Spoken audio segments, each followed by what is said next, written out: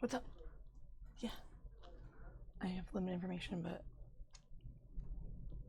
All right, hi guys. Thanks for joining me here. It's Molly here. We're dealing with a live breaking situation, so I'm coming to you early on Fox 5. I'm going to bring you right away to our chopper that we have up right now. We have a breaking situation in Clinton, Maryland, where a small plane crash has apparently occurred. Crews are responding to it just south of Joint Base Andrews. Right now, we're getting conflicting reports as to whether one or two pilots, military pilots, have been ejected from the plane. We don't have more information on that right now, but we're checking into it.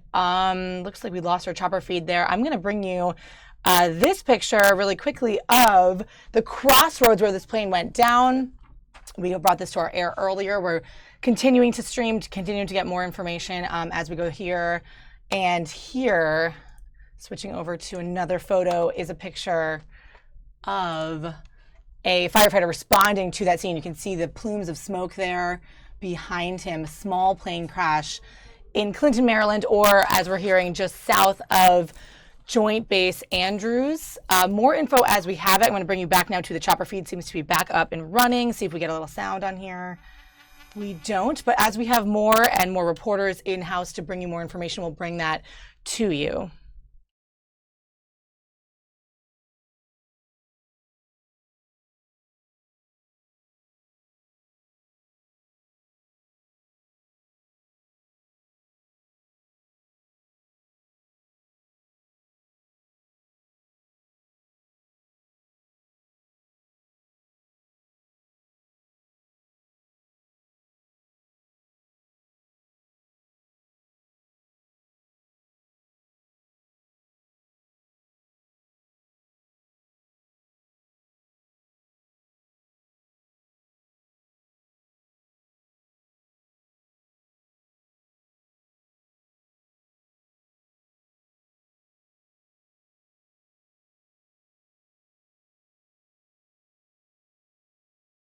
All right, some new information for you guys. Yeah, we're just getting some more stuff in from Mark Brady, Prince George's County Fire and Police, PIO, Public Information Officer. He confirms that a military aircraft was downed in the area of Temple Hills Road and Woodall's Court. That's a more specific general area than the crossroads that we got to you earlier. And one pilot is reported to have parachuted out with non-life-threatening injuries is what we're hearing.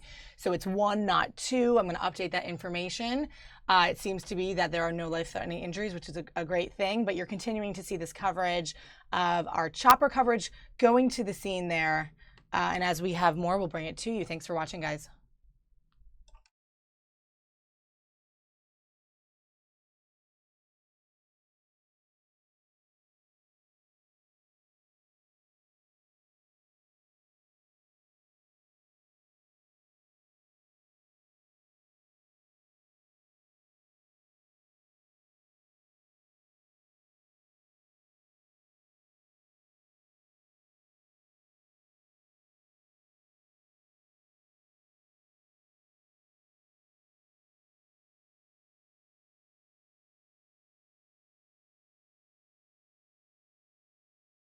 All right, a little more information to bring to you guys. We do know that this was a military jet that left Joint Base Andrews, crashed in Clinton, Maryland. We know what we're hearing is that one pilot was parachuted out with non-life-threatening injuries.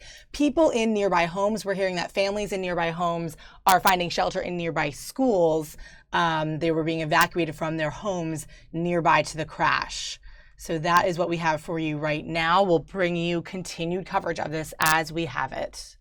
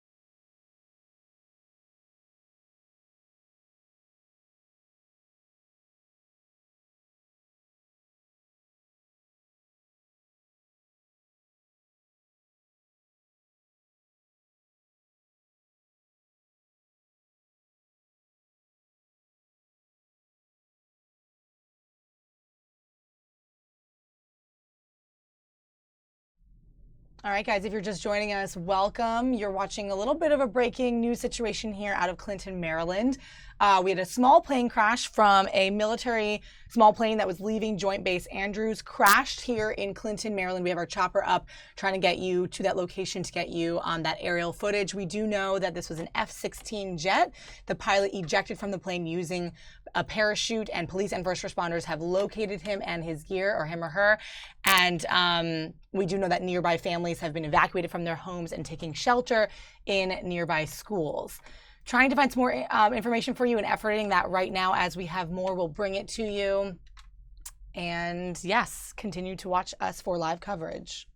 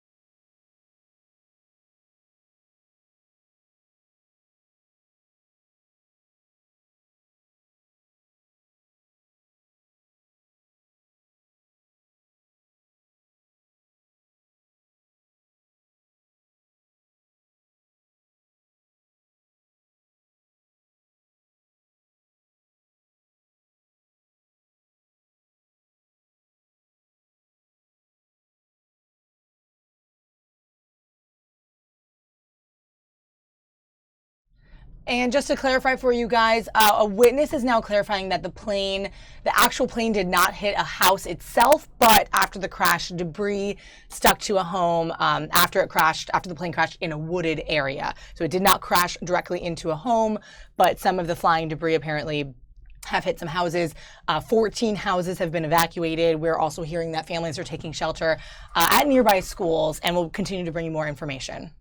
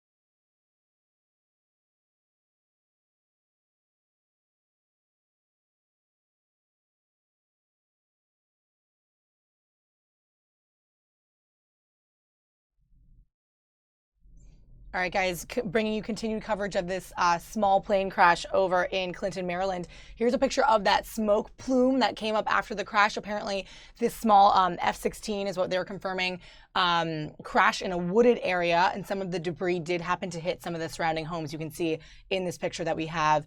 Apparently that debris possibly did a little bit of damage to those homes, those families. 14 families were evacuated, and those families are seeking shelter in a nearby school. We have yet to find out which school or where exactly that is. More names for you, more information as we have it, but this is a picture of the remnant of that accident. We're going to continue to effort more pictures of the pilot if we can get it, and some more pictures of that crash and firefighters responding to that as we have it.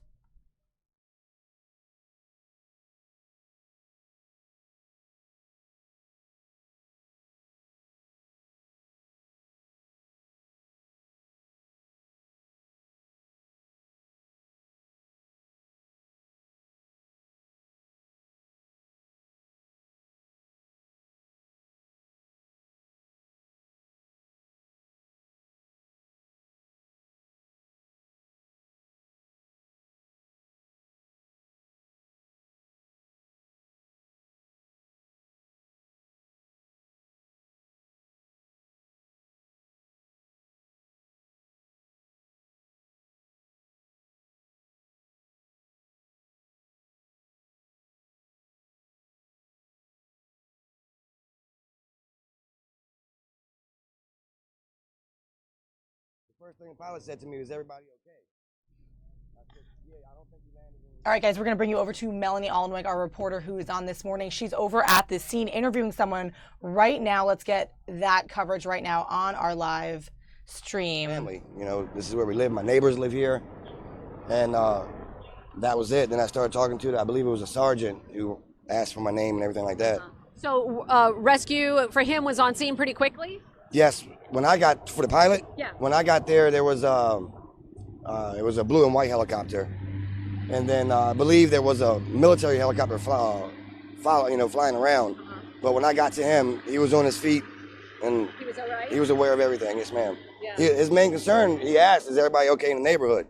And he tried to get the plane away from the neighborhood. I told him, I believe you did, because, like I said, I ran as it blew up. I was running towards the pilot.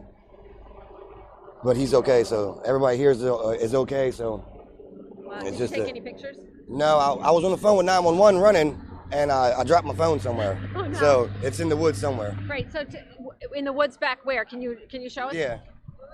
The plane landed there where all the rescue workers are. Okay. Maybe 50 yards down. There's nothing left of the plane. Nothing. It was the biggest fireball I've ever seen in my life. Like I said, after that happened, the bullets started flying. So I ducked in front of this house right here. I got down, waited for the bullets to stop flying. The bullets stopped flying, and I ran towards the pilot. And I said I located him and shook his hand. Oh my gosh! It's just must seem like crazy in your mind. Movies can't describe this. The best war movie cannot describe this whatsoever. It was crazy. And scary. Is he still here? The pilot, no, they shipped him off real quick. Yeah. Okay. All right, but so no. But there's another pilot down. Did you know that? No. There's another jet down by Surrattsville. When this plane blew up, there was a plane next to him. That plane blew up, and I guess I'm thinking that plane caught some shrapnel or something, because he barrel rolled away real quick. But I think from what I was told, he landed over here by Surrattsville. Really? Or crashed. Well, I haven't heard that, so we'll have to double check Right. that as well. My goodness. But no homes on fire. Not that I'm aware of. There is another neighborhood back here. Okay. I'm not sure, but it was the biggest fire I've ever seen in my life, ever.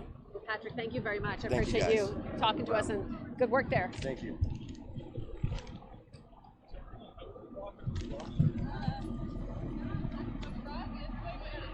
Yes, I'm here. We're.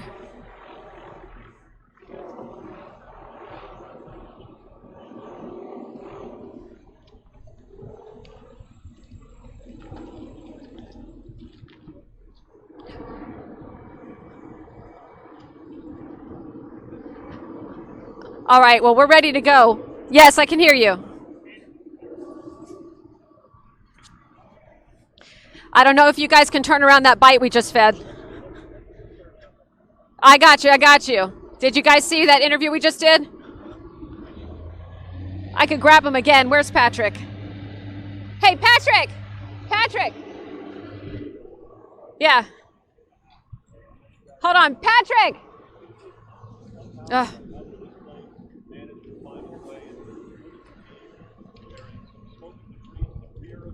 Yeah, we're good. So you guys know I'm going to cut in right here. You are watching Fox 5 Live. This is live and breaking news. Our reporter Melanie Alnwick is on the scene. Let's listen to her right now doing her live shot. Yeah, I hear you. Good morning. Good morning. I wanted to have you guys talk to Patrick. We're on live now, Patrick. Okay. So tell me again what happened here, what you saw. I was sitting on my porch on the phone. I heard this loud explosion. I looked up. The jet was already on fire. The pilot already ejected. He was on fire. The seat was on fire. So I screamed to my mother, get out of the house. I thought the jet was going to land right here, but it landed back in the woods further. When the jet exploded, I was already running towards where I seen the parachute to see if I can help the pilot. At that time, after the explosion, live rounds started coming past me. So I ducked down in front of this house. I waited for the bullets to stop flying. They eventually stopped, and I ran towards the pilot, probably a mile and a half into the woods, into a field. And I found the pilot. He was on his 2 feet and aware of everything. He was worried about the neighborhood. What was it he said to you? He said, is the neighborhood okay? I'm carrying live rounds. And I said, I'm not sure. I think you landed in the woods, but I'm not sure. And that was it. How you feeling right now? To be honest with you, I've never been so scared in my life. I'm still shaking. I'm trying to smoke the cigarette to calm my nerves down, but I've never in my life seen something like that. Like I said earlier, a war movie has no precedence on the explosion that I witnessed today.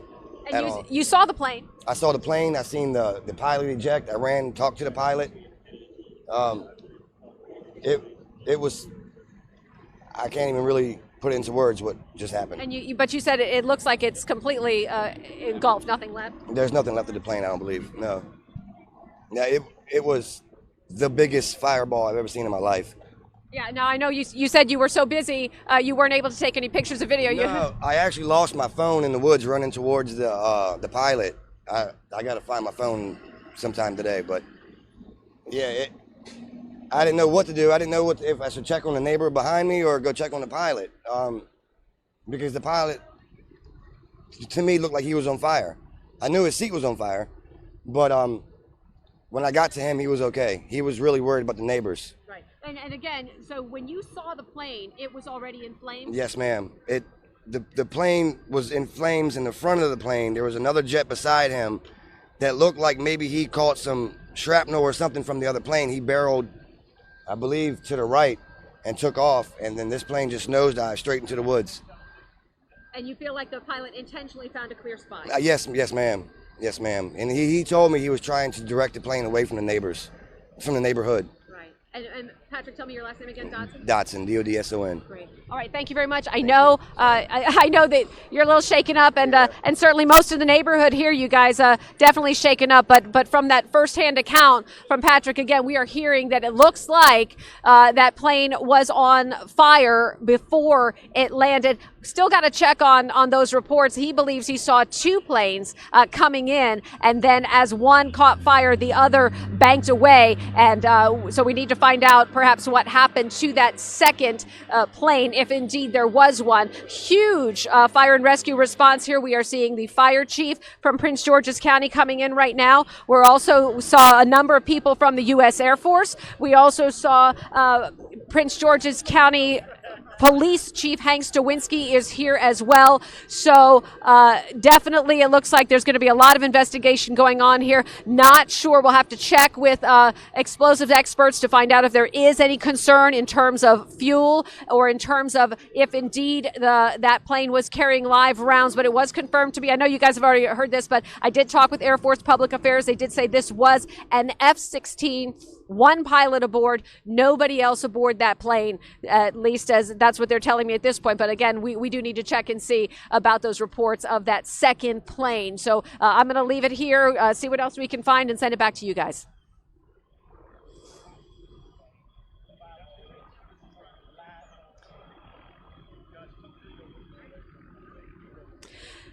We're on Maui Drive, right by, it looks like Dalmatia Drive, and nobody here that I know of is being evacuated. We saw some cars leaving the neighborhood, and I stopped them and asked them if they were being asked to leave. They told me no. You can see here clearly, just steps away from where this is cordoned off, that there are plenty of neighbors standing around, but this is one part of that wooded area. There is a neighborhood on the other side, so perhaps the situation over there is a little different.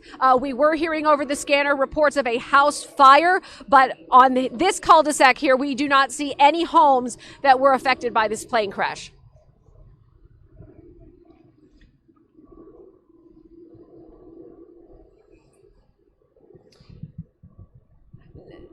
No, once the plane crashed, he said that live rounds were going off.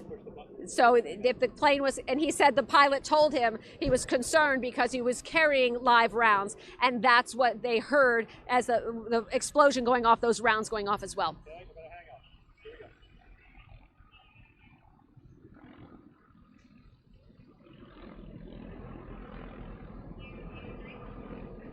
Right.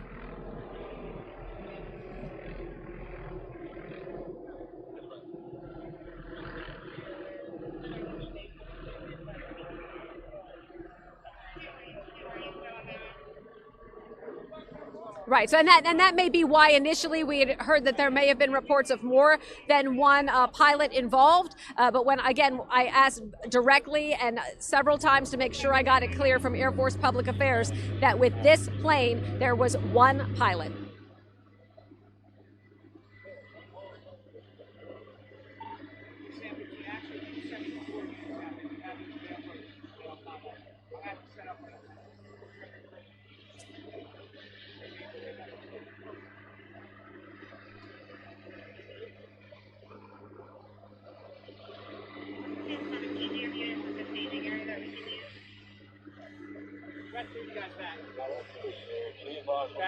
Back around this car if you don't mind. Thank you. That's possible, and as you can see right now, we're being asked to move a little further back here from public safety officials, and of course, we're going to comply with those requests. So, yeah, it's we're not able to get much closer of a vantage point than where we are right here. I wish I could get a little closer, get a better peek, but I know you guys have we're trying to turn around some video of some of that as well, and hopefully we'll get some better pictures, a better look from the Skybox too, if we can get in there and see it and get a little bit better idea of how wide this wooded area is and whether this pilot really had to thread the needle as he was going down.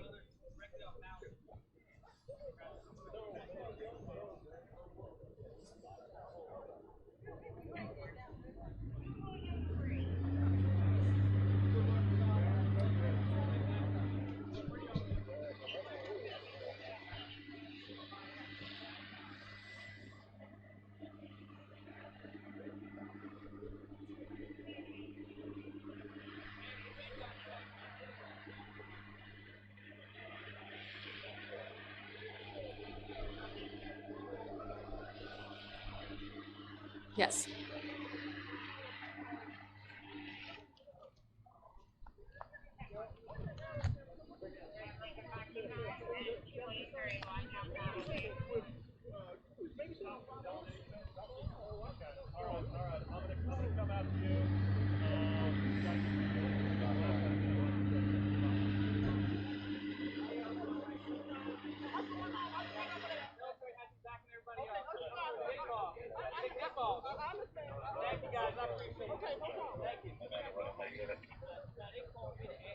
Sorry, guys. Gotta move you back more. It's okay.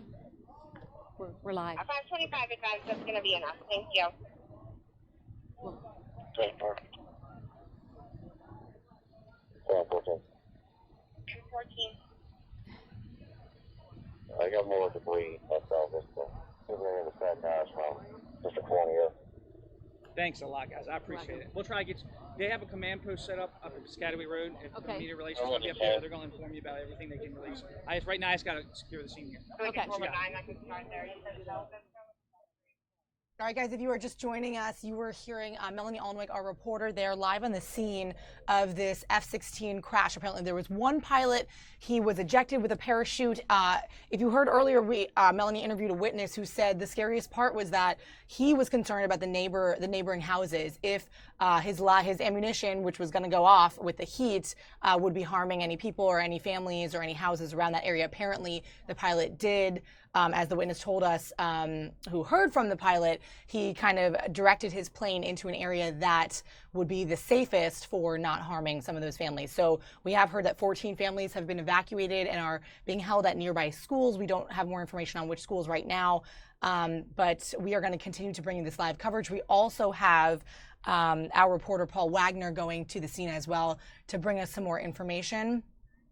I'm going to make sure I get off the screen and keep you on this live shot. You can see PGPD fire and police responding to this. They just moved Melanie Alnwick out to sort of a media area. So we got sort of that live bit. And now I think the cameras will be possibly moving back. But we'll continue to bring you this live coverage. If you're just joining us, a small plane crash of an F-16 that left Joint Base Andrews and was on its way somewhere, and it crashed around Clinton, Maryland. One pilot ejected, no injuries. Apparently he was on his feet when he spoke to the witness that we just interviewed, and he was able to talk and talk to the witness about what happened and what he was doing. But apparently his seat was on fire. It was a pretty scary situation for that witness. Said it was scarier than a movie, to quote him. So we're going to keep you on this and bring you continued live coverage as we have more information. Thanks for watching Fox 5 Live.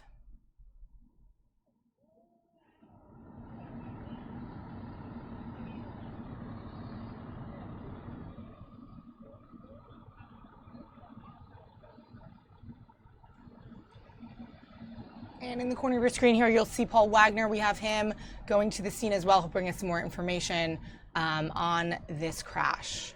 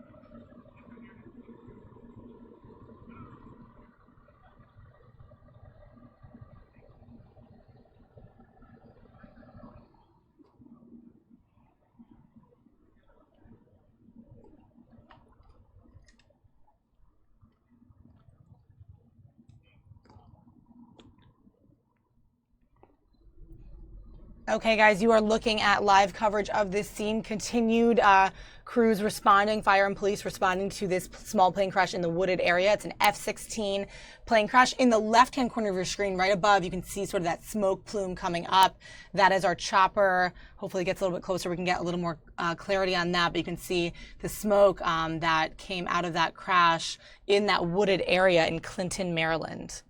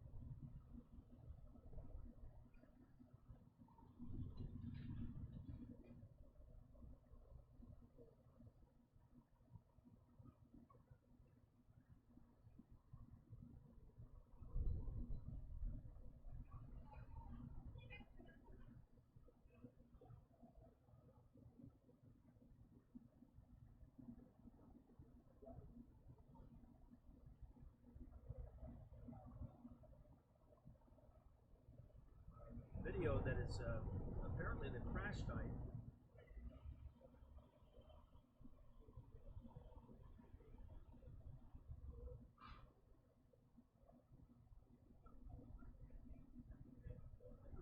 To extinguish the blaze from the jet. As you know, we had a witness on earlier who witnessed some of this and said that some of the debris may have struck a home or two out there. That's unclear at this point, but from that video you can see that it is very, very close to several homes in the area. So as you guys have been talking about this, it's just remarkable that this pilot was able to get that jet down into the woods, and apparently no casualties at this point, and the pilot is okay. Mark Brady also tweeting just a couple of minutes ago, he says in regards to homes evacuated due to the aircraft crash, the evacuation site is the Clinton Grove Elementary School on Temple Hill Road. So as this incident continues to evolve, we learn more information, we'll be able to bring it to you. But at this point, it looks like one pilot, no casualties. Fire department on the scene. We're getting scant information from the military at this point as to exactly what may have happened or what may have transpired. As you know, initially Andrews Air Force Base told Prince George's County officials that there were two pilots. A witness said they saw two parachutes coming down. So, but at this point, for clarity, it appears that only one pilot was on that jet, guys.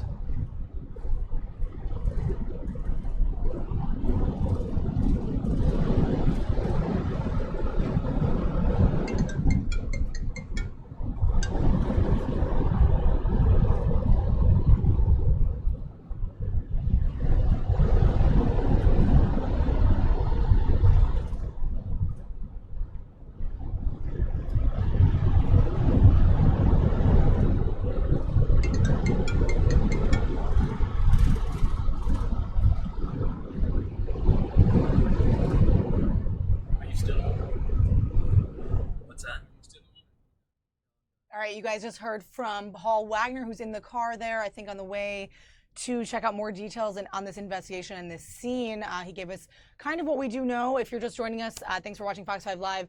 I'm Molly here in the Washington, D.C. newsroom. You're seeing video right now, live footage of this breaking F-16 crash. One pilot we know was ejected. Originally, we heard it possibly was 2 pilots. It's 1 pilot.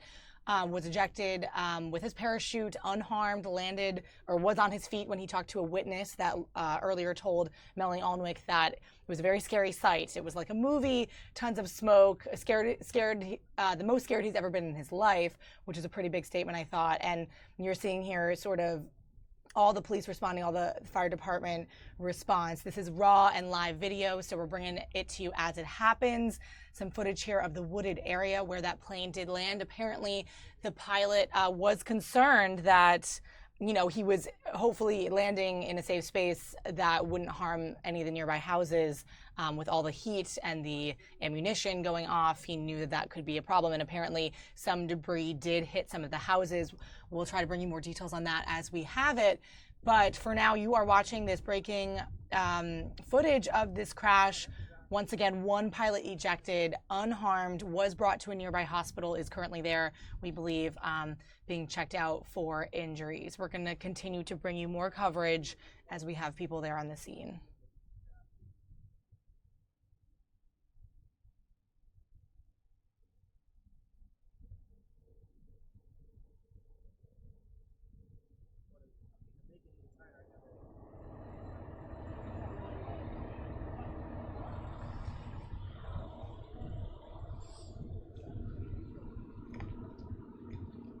All we can tell you is that they continue to sort of push back the perimeter here. Even some of the people that were standing a little closer to when some of those homes, they've asked them to kind of come back here behind this line of official vehicles. And yes, you were right, Maureen. That was Patrick back there. You can see him.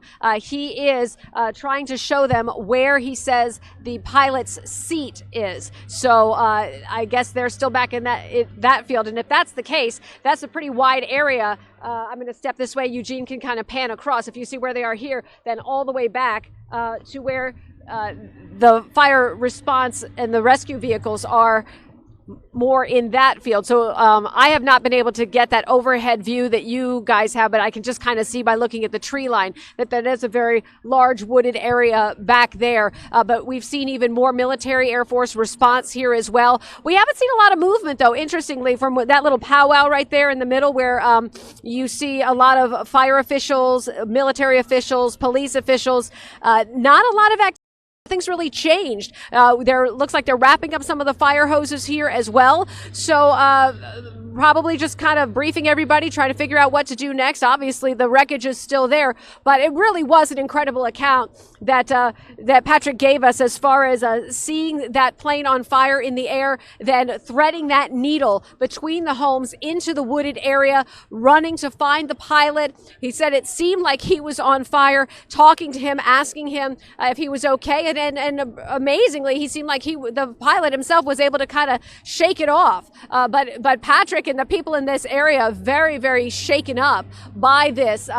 Really, he said it was a movie couldn't do it justice. And I think the question that we all have was his accounts of hearing explosions, rounds going off, and the pilot saying he wanted to make sure everyone in the area was okay because he was concerned about live rounds on that F-16. So that's information we still need to confirm through Air Force Public Affairs, but we have not really been able to get anyone else on the phone. As you can imagine, the Wing Public Affairs probably very, very busy at this hour. I was speaking with Air Force Public Affairs at the Pentagon. They gave me a little bit of information, but then said the rest of it was going to have to come from Andrews Air Force Base itself and the Wing Public Affairs. So we're waiting on that. I know we have other reporters trying to go to some of the staging areas as well, but it looks like everything is pretty stable here. We're at Maui Street and Dalmatia Drive, so pretty stable at this point. And maybe we'll try to see how far we can get back into the woods, see if we can find anything else for you. Back to you guys.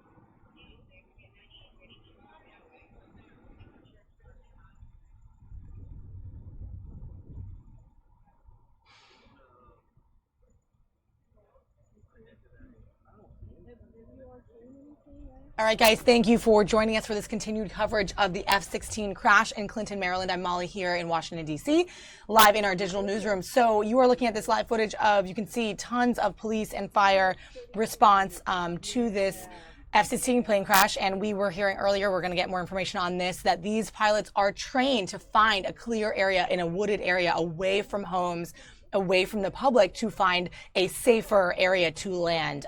More details from that as we have it, but we did have one of our correspondents at Fox News talking at the Pentagon about that scenario. So we'll bring you more details on that.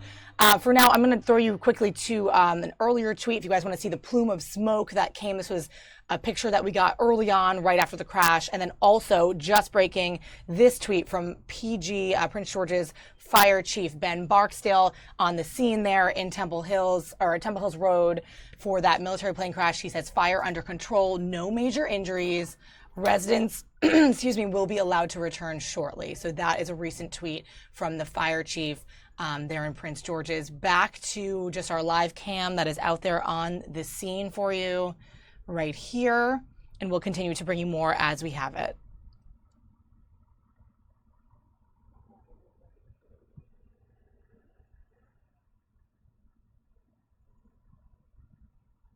Hey guys, if you can hear me, I have some new information.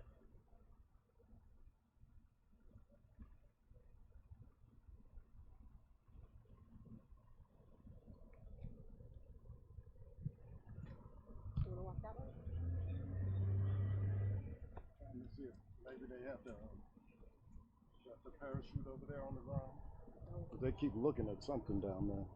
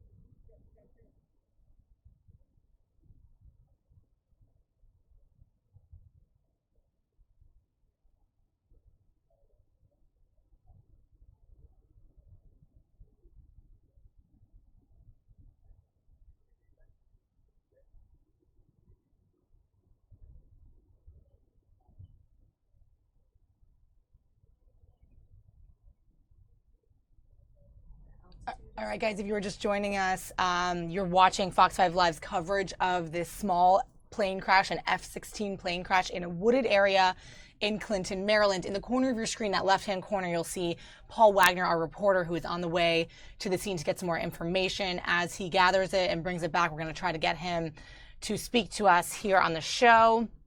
And as he just unravels more of what happened today. But we do know you're looking at live raw video of our photog there on the scene heading into that wooded area. Apparently they've pushed people back, so the media area is kind of pushed back from the immediate scene where we did have Melanie Alnwick earlier with a witness who told us that it was the scariest scene in his life. It was the most scared he's ever been. It was out of a movie. The seat of this pilot was on fire, as does happen with these plane crashes, and it was a solo pilot who evacuated himself via parachute, ended up on his feet talking to this witness, said that he directly tried to avoid the residential area and was worried about if any of the ammunition had possibly hit any of the homes. Here's Paul Wagner up. Let's get his sound. It says a DC Air National Guard F-16C fighter jet assigned to the 113th Wing at Joint Base Andrews, Maryland, crashed about 9:15 today. Their second tweet said approximately 6 miles southwest from Joint Base Andrews. The aircraft was flying along with other DCANG, that's an acronym that I'm not familiar with, the DCANG aircraft in a routine training mission. And yeah, that sounds right, Steve. And then it says in the greater Washington area, the aircraft carried only one pilot. The pilot ejected and sustained non-life-threatening injuries. As soon as additional details become available, they will be provided. So there's the clarity we had been seeking. As you know, initially in breaking news situations, we get conflicting information. So there's the clarity that we were looking for. So Mark, of course, saying that there was no weapons on board. We did have a witness on the phone who lived in that area earlier who indicated that some debris may have hit some homes. Initially, Andrews indicated that that may have happened, but Mark saying now that did not happen, that there was no debris that hit any homes. They have evacuated the area. Mark Brady also said on his Twitter feed that I didn't hear him mention on the air, is that he had some video showing how close that jet was to those homes, and the military police asked him to delete that video, which he did. So that video is no longer available, but I was looking at it a couple of minutes ago, and it showed how close that jet and the debris from that jet was to those homes. And they had, when the firefighters arrived and found fire on that debris, they had to get foam onto it. And what Brady was showing in that video that he had, which he since deleted, showed the part of the jet with foam all over it. So that's the latest information that we have at this point, finally getting some clarity, because we did have one witness who told us that she had seen 2 parachutes coming down, and the initial information was that there had been 2. But now clarity, 1 pilot okay at this point, guys.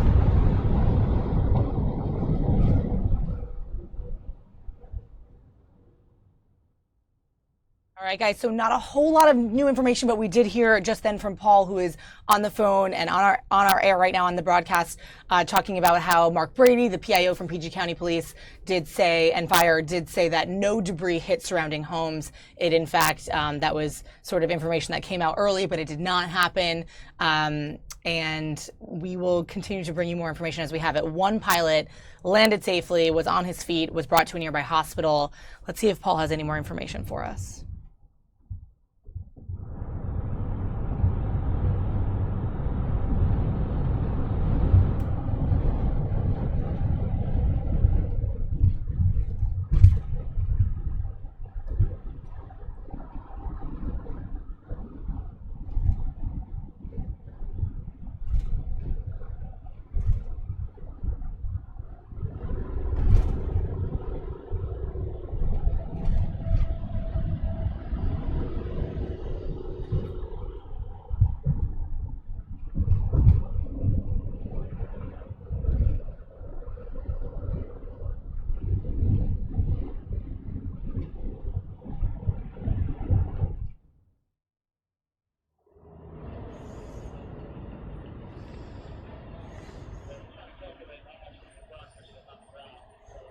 Yeah, I'm with you right now. I'm sorry. We were back in that wooded area. Remember we were talking about earlier, and where Patrick directed us to. There is in the middle of that wooded area a large burned patch, and it smells to me freshly burned. It definitely smells like some kind of oil and residue. Patrick says that is where the pilot's seat ended up. It is not there now. So it's possible they came and took it away. But that is very far from where the scene is here. But just looking at the assets that have arrived here, as you said, the Air Force EOD truck here, as well as the canteen, that tells me they plan on being here for quite some time, and that they are possibly dealing with, as you said, Steve, some hazardous materials. So we are not getting any information where we are from any sources here on the scene. They are really sort of in lockdown mode where we are. We do have other crews at the media staging areas where I think they're going to be giving out all of the official information. We're not seeing too many neighbors wandering around here now, but definitely they are bringing in more assets to this side of the neighborhood at this point. Back to you.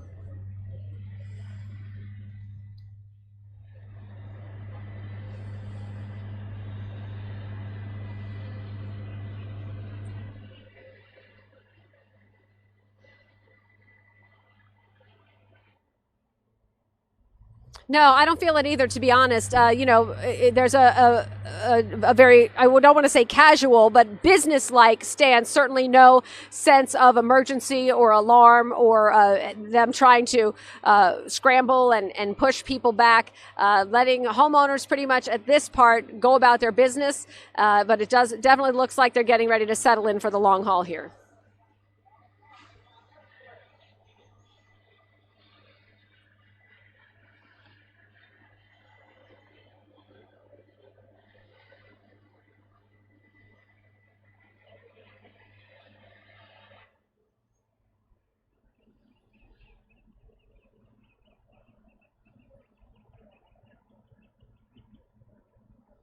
Yeah, I'd have to agree. I have not heard that. I just know they're working on the staging area right now. As you're trying to get into the area, there's many roads that are already blocked off. And so it is a little bit difficult. They're trying to figure out which roads people can travel in, which roads people can't. And so I think they're trying to get that media staging area staffed up at this point. I know our crew that is assigned to that media staging area is still trying to kind of work their way in and get themselves established there as well.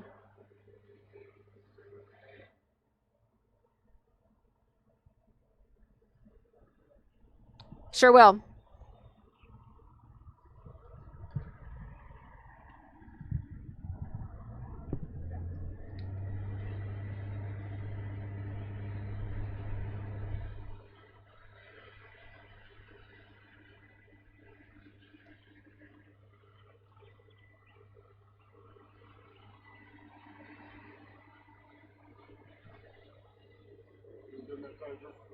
When you look on this pack, tell me up in the right-hand corner with the battery. All right, guys, just cutting in here. You're watching Fox 5 Live in Washington. You just heard from our Melanie Alnwick closing out our show today with her live shot, saying that it's a very business-like stance. It's a very business-like sort of aura right there on the scene. Not a lot of sense of emergency. Sounds like things are kind of winding down, but she did smell a lot of smoke, a lot of what smelled like sort of burning residue in the woods when she got a little closer to that crash site. So we're going to continue to sort of bring you this scene, and as it tapers off, bring you some more live coverage of live events happening around D.C. and around the nation as they happen. Just remember, this is all live and raw video, so it's sort of just as it happens, nothing cut together or fancy, but we're going to bring it to you live so that you have that coverage. Thanks for joining us, and we're going to continue to keep it here as long as we do have new information.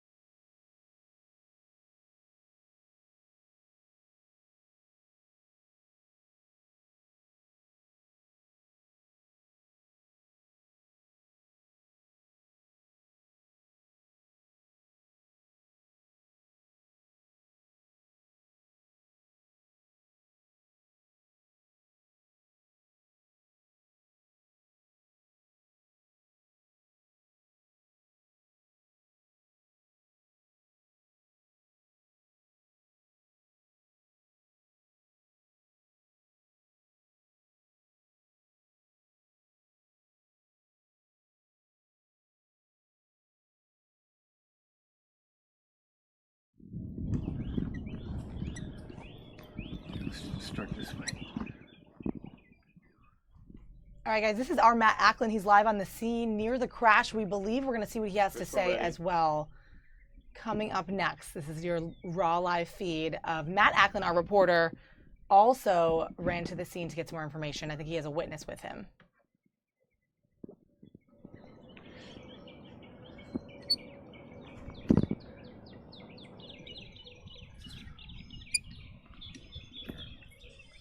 Does this light come on? Yeah. Yep. Right out here. Chris, we're ready.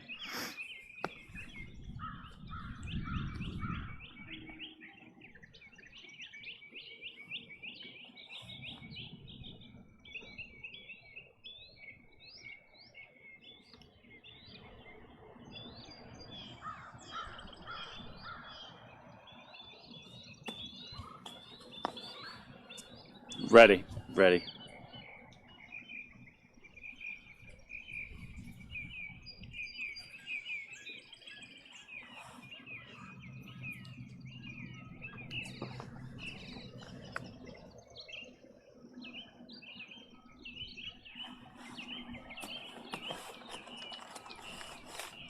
Drop the dime.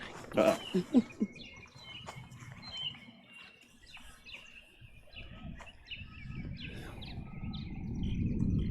All right, while we wait for him to go live, this is Matt Acklin on the scene, I think with a witness possibly. We'll see what he has to say. I'm going to also try to find you some more pictures from Twitter. Some of our reporters are tweeting out some of the pictures from the scene, bringing that to you live. They're coming to us. Just a second.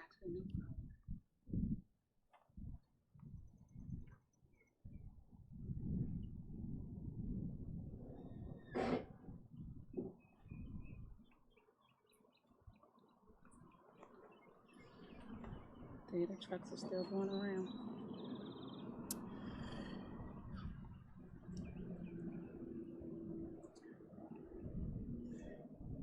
Yeah. Yeah, hi Maureen. Yeah, we just came here to Sally's home. I know you've been talking to her on the phone this morning, and we came to meet her face to face. Sally, hi. Hi. How are you? Let's walk back here because you were standing here, and you and tell me you felt it and you heard it. Go through what exactly happened this morning. I felt it. So the first thing I did was run out off my deck. I looked off to my left and I saw where the smoke was, where all the black smoke was, and then the gentleman appeared to be coming out of his parachute doing the two-hand pull. Right over your house, right? Right over my house. And as I was watching him do the two-hand pull, I was running, following to see where he was landing and to make sure he was okay. And he landed back here in a wide open field behind my house. And when I seen him stand up, he gave me the impression by standing up that he was okay. I saw helicopters flying around initially because there were 3 planes that were flying around in the area previously anyway. And so it hit, you saw him, you said he emerged from a black cloud, right? From a black cloud over here to the left and started, coming down and, navigating, I guess, where he wanted to land because we have so much open field over here. He was navigating coming down and he landed right here in the backfield. You said you rushed over here. And you were yelling. Was he okay? Like, hey, stand up, we're here. And he was already standing up and he was unhooking himself from the parachute. You could see him moving. And then the helicopter that was already previously flying with the planes ended up landing right next to him so that he could check and see if he was okay. And that's just an open field, right? Wide open turn over field. here just a little bit. It's wide open land. It used to be a landfill and it's wide open. It's no trees or any debris because it used to just be dirt that grass grew over time. And he landed right there in the open field. Okay, but just behind these trailers. Just behind these trailers. Did you think that he had been injured? You said he came down pretty quickly. Yeah, I wasn't sure because, like I said, I heard the big boom and I seen all the black smoke coming from the left of me. And then when I seen him coming down, I wasn't sure what actually happened. So we ran over and I wanted to make sure he was okay. So I got close enough in the woods because this is pretty tall grass over here. I mean, you really can't standing good in it. And there's actually gentlemen still out there where he landed. Yeah, you see people there? Yeah, they're still there. And do you often hear these jets flying over home? Normally, if there's an air show, you'll hear them. We do live right next to an airport, so I do hear those little planes flying in and out. But for the most part, it's pretty quiet out. It's not loud. It's peaceful because it's a lot of open land. How quickly did they remove the pilot? Well, the helicopter was already here, and they were out there for a while. Like I said, he was trying to unhook himself from the parachute. You could see it. So they were out here. The helicopter was out here for a good minute, just sitting there next to him. And then next thing you know,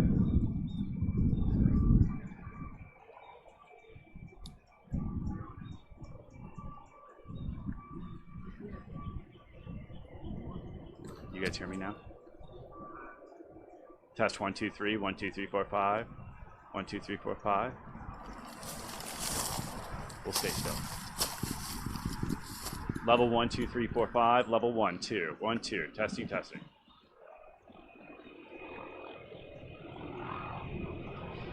Yes, you do. You are looking live at this spot where the pilot came down, as you heard Sally say before. This is a field behind our home. So you probably live on a 2-acre plot of land, and then back behind here is just an open field. Not sure at this point who they are. Here above, but once again, Doug, can you show the two gentlemen out in the field there? Have they been out there most of the day, Sally? yes, ever since it happened, they've been out there on the side of which where he landed the whole time. There was actually 2 helicopters on each side of him at one point, but I guess both of the helicopters got him out of here, and they're just out there now. So explain this. So the jet goes over, you hear the boom, you see him emerge from the dark cloud, and was there a helicopter was flying nearby? There was already a helicopter out here with the jets. There was actually 3 jets. You could hear them encircling around this area. So even after he moved and he was coming down, there was another jet that shot that way. Helicopter came this way, and that's when I seen him and I started following him where he was going down. And then the helicopter that was already outside, I guess, monitoring the jets as they were flying, landed not even maybe 20 feet from him. And once he landed 20 feet from him, you saw the guy get out of the helicopter, check and see if he was okay. The pilot was already standing and looked like trying to unhook his parachute. And then the helicopter guy went back into the helicopter, and then maybe 10 minutes later, another helicopter landed on the right side of him. So there was like helicopters around him because you could barely get in there unless you have a vehicle. You can't get in that way. Pretty rugged. It's just open space. What made you think, pull out your phone and take some pictures? Well, to me, I mean, the first thing I'm thinking, like, oh my God, what is going on? My husband's not believing me. So I wanted to show this is what's going on at home. You're yelling, obviously, as you're seeing him come down. What were you saying? We've seen the video. Oh my God. Oh my God. I said, I hope he's okay. He appears to be okay because I could see him navigating. So he appeared like he was thinking on his feet to do what he needed to do to get down. And I was just worried because it was just a shock. Like I literally was shaking the whole time. Like, oh my God, what is going on? And, I didn't know what it was that went down. All I saw was he was ejected out and he was coming down. So I didn't know what type of plane it was. I thought it may have been from the airport across the street. But that's when, my guy that was helping me work on my deck was like, it was a military flight. And so it was the same jets that were coming around already. So there's 3 jets together flying. So there's a smaller airport nearby, and you thought Yes. maybe it was just a smaller plane that had issues and crashed. You didn't know until later it was a military jet. And like I said, we've been living here for years and never had anything like this, even with that airport, planes going down or anything like that. And like I said, every year they do the air show. So we never really, we hear them periodically, but not like that. This is really a quiet neighborhood. Really quiet. And I want to show you this, Doug, if you could take a tour around once again. We'll look at this helicopter. This will be that's investigators maybe police department. See.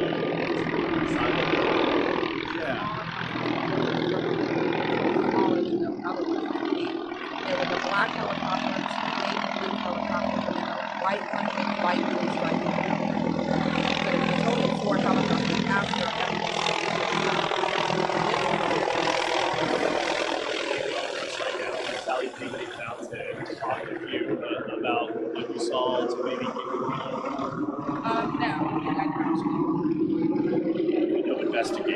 No, not as of yet. Okay.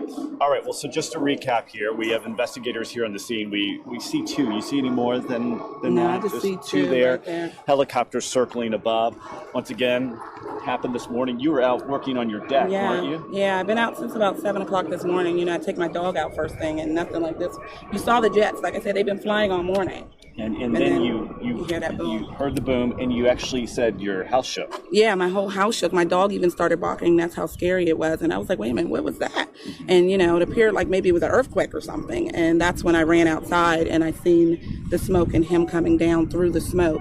And immediately I was like, oh my God, you know, I videoed as I was running. And then I started calling 911 as I was running. And then I got so shook up because I ran out here and the deer started running out of the field, and it all just so much was going on. It was really, really scary. Right. Like I felt so scared just for him, and then not knowing what was going on or where that smoke was. Was there fire coming from the smoke? Was it coming this way? Like it was just a lot to think about all at one time. For sure, for sure. Well, I see you have a neighbor over here. Yeah, I think yeah. he's on the phone. Did he see things too? He actually came out after we were already over here. I wonder so if, I don't think because he asked me what happened. Yeah, go ahead, Steve.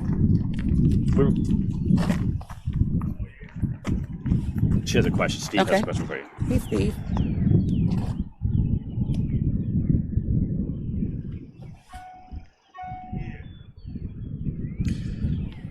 Oh, do you not have the?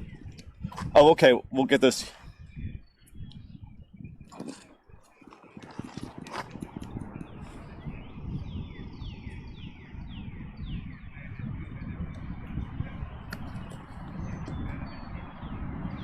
Were there any fire trucks? I know you said the helicopter came down quickly, but Steve was asking if there were any type of rescue apparatus that came here. Yes, there was. There was several actual emergency vehicles actually circling. One came up through this yard here, tried to get over this way, went across the slide area and trying to come around. Another one came this way, circled back that way. They were trying to figure out how to get into the field when they realized there's no way in. Because of the way the dirt is built, they wouldn't have made it in there. So they ended up just going down to the end, and the helicopters were able to take him out. But it was pretty quickly. Yeah.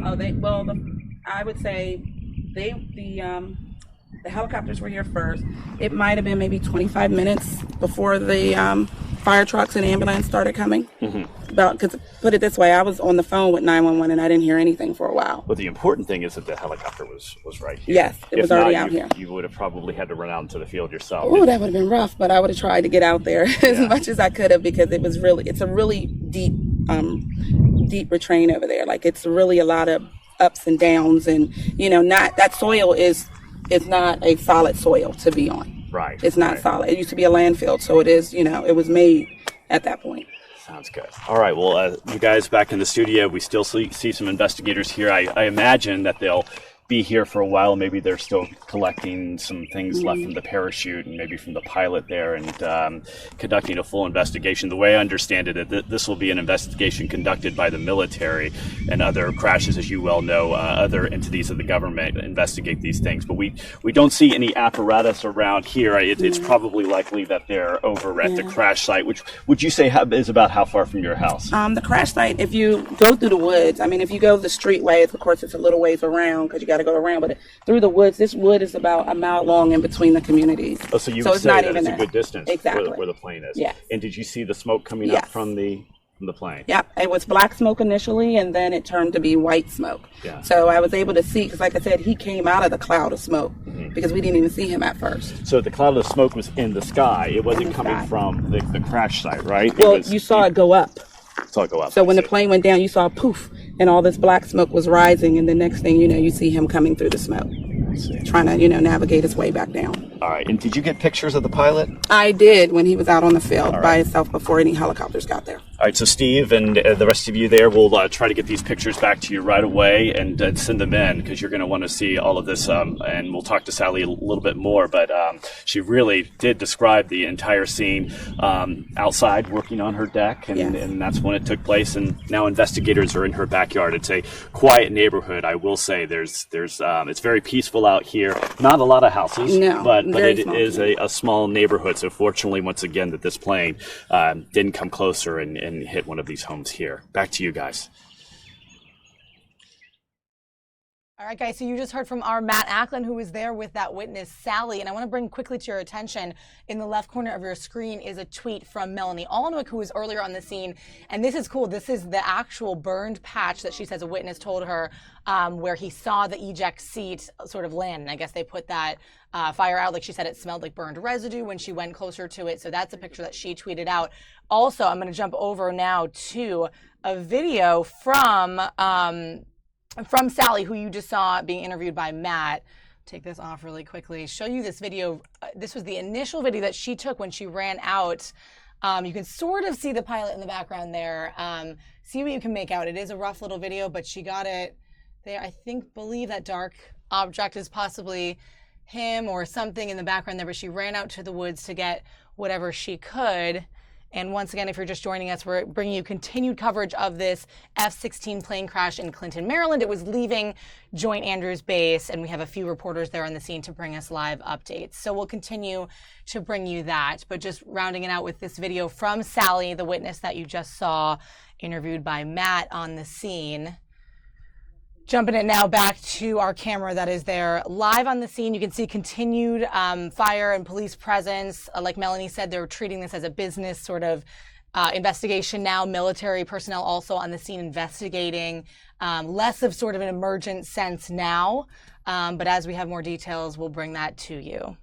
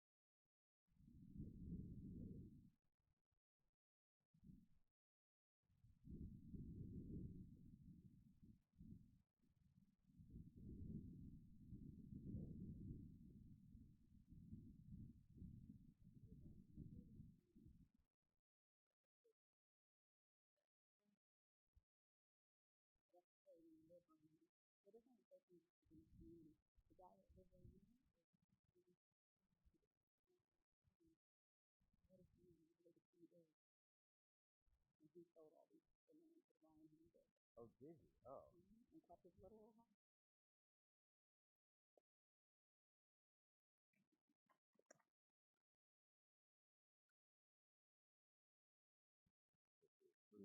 Yep, there's 3. That's the second one. The first one is before they got out there. That's the one where I'm not as moving. I'm moving more on that one. You're getting all this video. I know that's right. And let's see what the other one. We have that one, and then we should have the other one. And they're coming down, right? Right, because see the parachute is right there. If you look right there, that's the parachute. That's the parachute.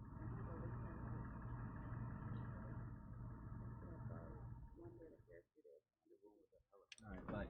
Walk in, make sure my dog's okay. Come back.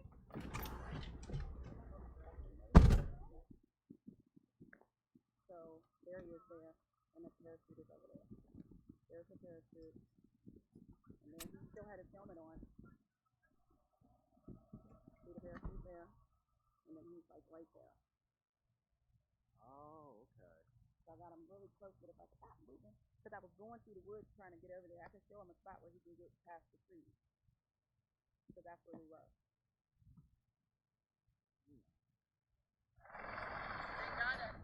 I can show him a spot where he can get past the woods. Did you get? Hey, it's Matt. Did you guys got video from Sally, right? Because the anchors made me think that we didn't have the video from Sally. We have that. He said. I emailed them to my. What did I email it to? I emailed them to wtpg-at foxtv.com. Mm-hmm. That's why I emailed them. They're from my Gmail. So yeah, they got them. They should have got them at 10:38 a.m. They got them. Okay. Well, will you let the anchors know that, because they said that they didn't have it when I was on the air. Thank you. Yeah, I got them. I sent them to them. Okay. Oh, what are they? Mm-hmm. Are you staying around? Because I might need you again. I'm here. You might have to be. I'm self-employed. I'm a real estate agent. So. Nice. How's the business? Good? Good. Is it good? We buy and sell houses too, so that's what I kind of focus on. But yeah, where we went through the tree so that we couldn't go anymore, so I can show you. Oh, okay. Yeah, I might get a picture of it there.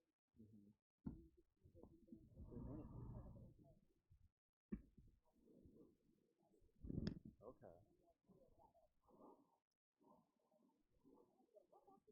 Uh-oh. Said I got you working out your mouth, right?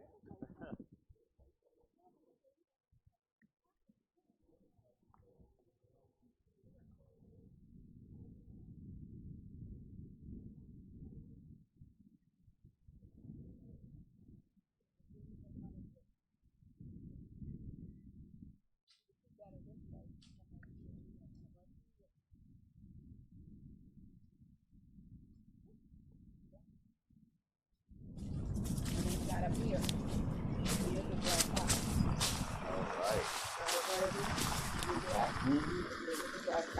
So you see how the train is. You scared me. Oh my goodness. Yeah. Listen, that's what I was doing the whole time I've been up here. What was behind that? I don't know. I just heard something in the woods. Oh, that's it right there. Oh, listen.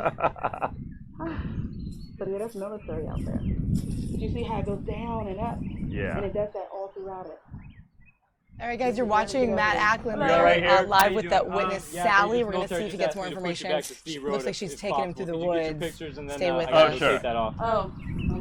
Did you guys get the address for the media staging area yet? Four crews out here. I'm sure one of them did. That was hilarious. Listen, when the deer started coming running, that's what I was talking about. Piscataway. Okay. Those two. Oh, the church. We Think that did about come up. those. Oh my goodness. Like a 521 in town, like a 521. You guys car at?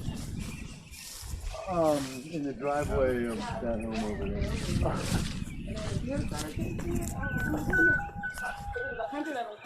I bet.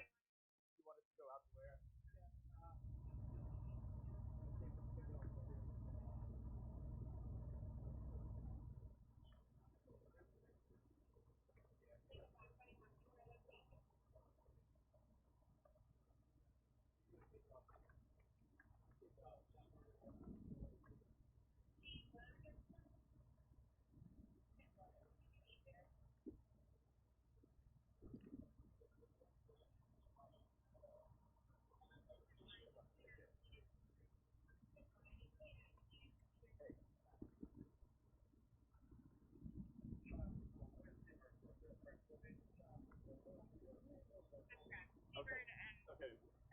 That'll be fine. If we leave, we might not be able to get back if the cops are here. So they're gonna block off Steve Road. But we could definitely do that. You let us know what you want us to do. Okay. Well, Yeah, because I think from here all the way up is private property. This is private, right? You guys blocking off the unprivate property?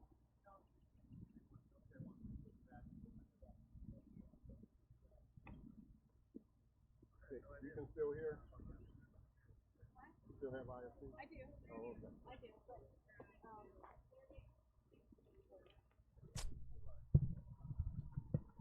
I mean, I just don't have anything else to add. Good, good. Yes, we're here.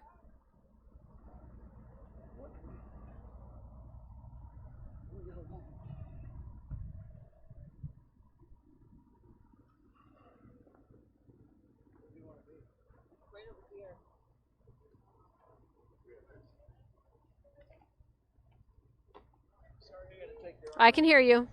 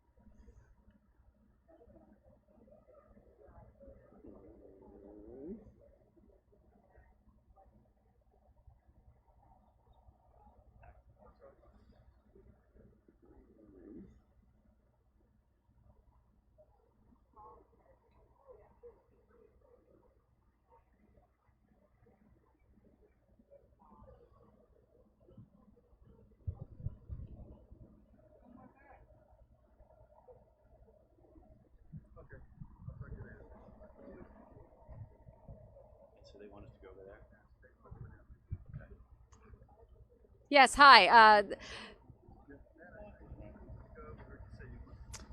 Oh, sure. Yeah. So, I just keep leaving the camera and coming back because I'm trying to see what's going on in the woods back behind here. Apparently, there's still Air Force military personnel back there along. It looks to be like one of those utility cuts, where there's a lot of very high power lines. And so it's a nice, clear strip in a way. And we've seen them going back and forth along there. Probably, I'm assuming, still looking for pieces of debris.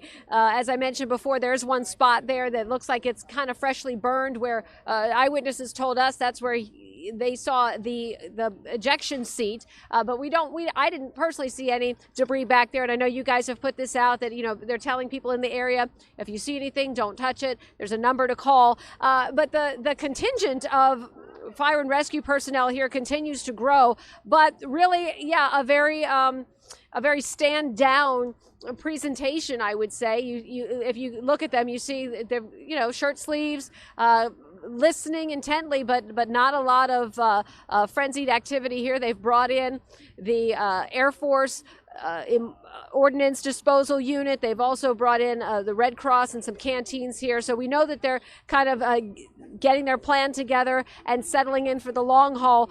Prince George's County Police Chief Hank Stawinski was here. He walked by, but he would not stop and answer any questions. So we're not really, the police role here is just, I think, to provide security. Also seeing a large contingent of military police here as well, providing, one can assume, security, and other Air Force investigators. So it just looks like, as you said before, I wish I had more to offer here, guys. But folks in the neighborhood, they're bringing out water. They're trying to give the rescue personnel here anything that they need, any support they need. But they are being allowed to stay in their homes. Certainly a curiosity for them at this point, after their nerves have calmed down a little bit from what they saw and experienced this morning. One woman saying that she felt her whole house shake. So you can imagine what that must have felt like. But I think now people are starting to just kind of relax into it a little bit. And these folks here are being allowed to do what they need to do.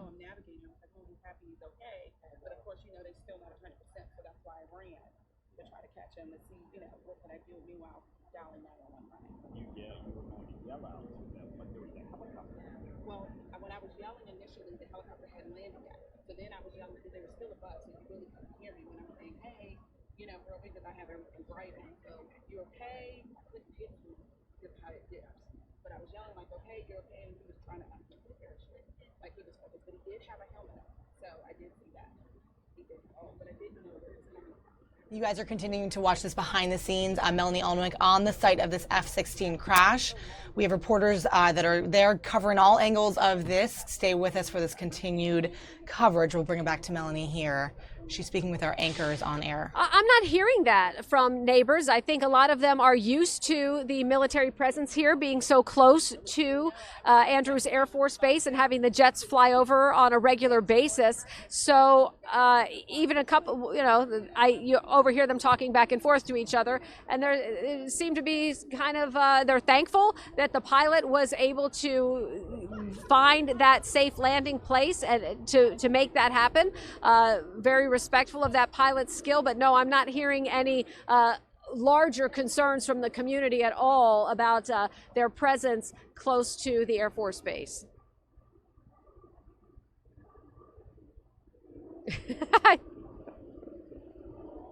I don't know. I haven't seen really anybody connected to this van yet, but trust me, if there were Girl Scout cookies here, I have a feeling we'd know where to send them.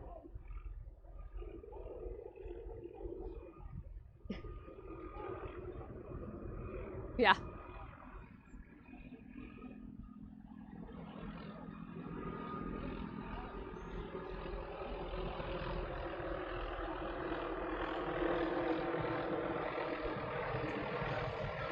It's hard to say, really, because, we definitely have seen the military personnel back in this area looking, but no, we haven't seen them cordon anything off, and we've seen them allowing neighbors to kind of walk close and up to that area. So it doesn't seem at this point that they would find any debris here, but I'm going to have Eugene turn around and take a look at even more assets that are being brought in here. So, you got to wonder. I know they're saying a routine training, but certainly F-16 aircraft are also very closely protected assets for the United States Air Force, for our Department of Defense. And so I think they want to make sure that anything around here is absolutely protected. They want to make sure that that's not going to be something that somebody picks up and takes a picture of or posts it out on social media. But definitely, I think I'm wondering why they're bringing this extra helicopter here and that Humvee as well. But maybe that's just what they ride around in. I don't want to speculate any further.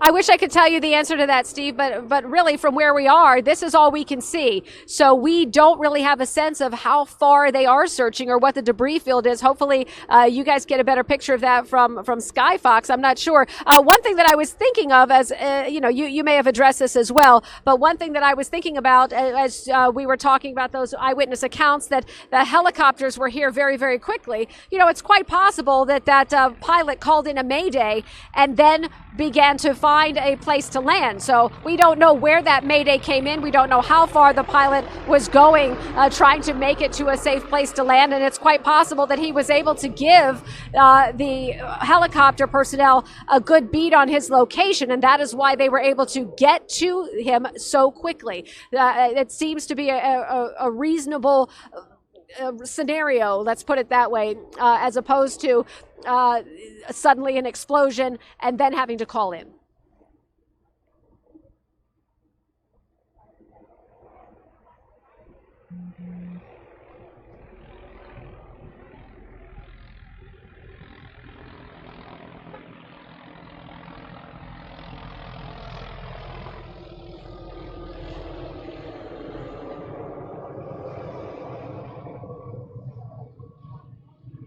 Yeah.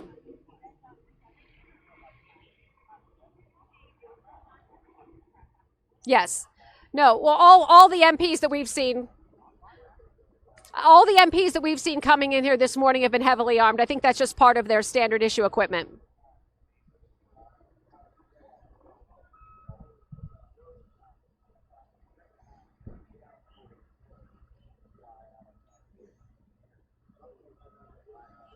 Yep, will do.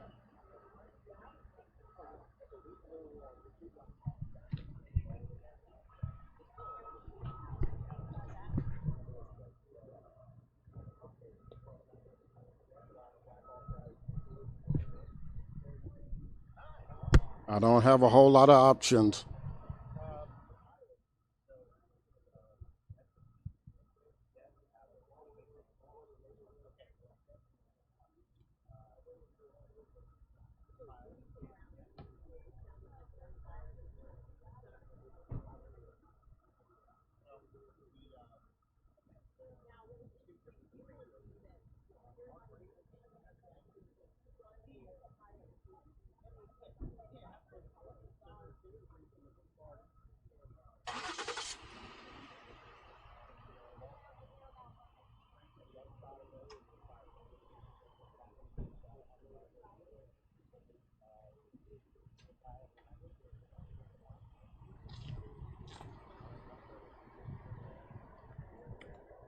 Okay, I'm going to need to take a break here and get sticks and batteries soon.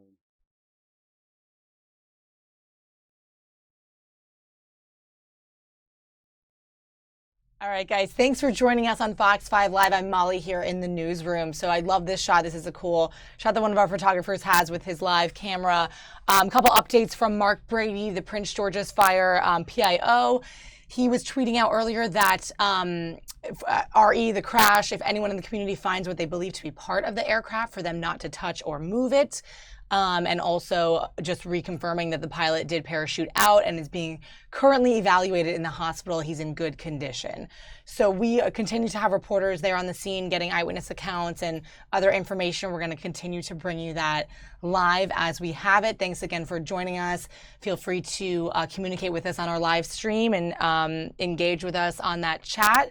We will continue to bring this as we have more information and taper off from it as things do change and kind of round out for the morning. But staying on this for now, this live scene of the F-16 crash in Clinton, Maryland.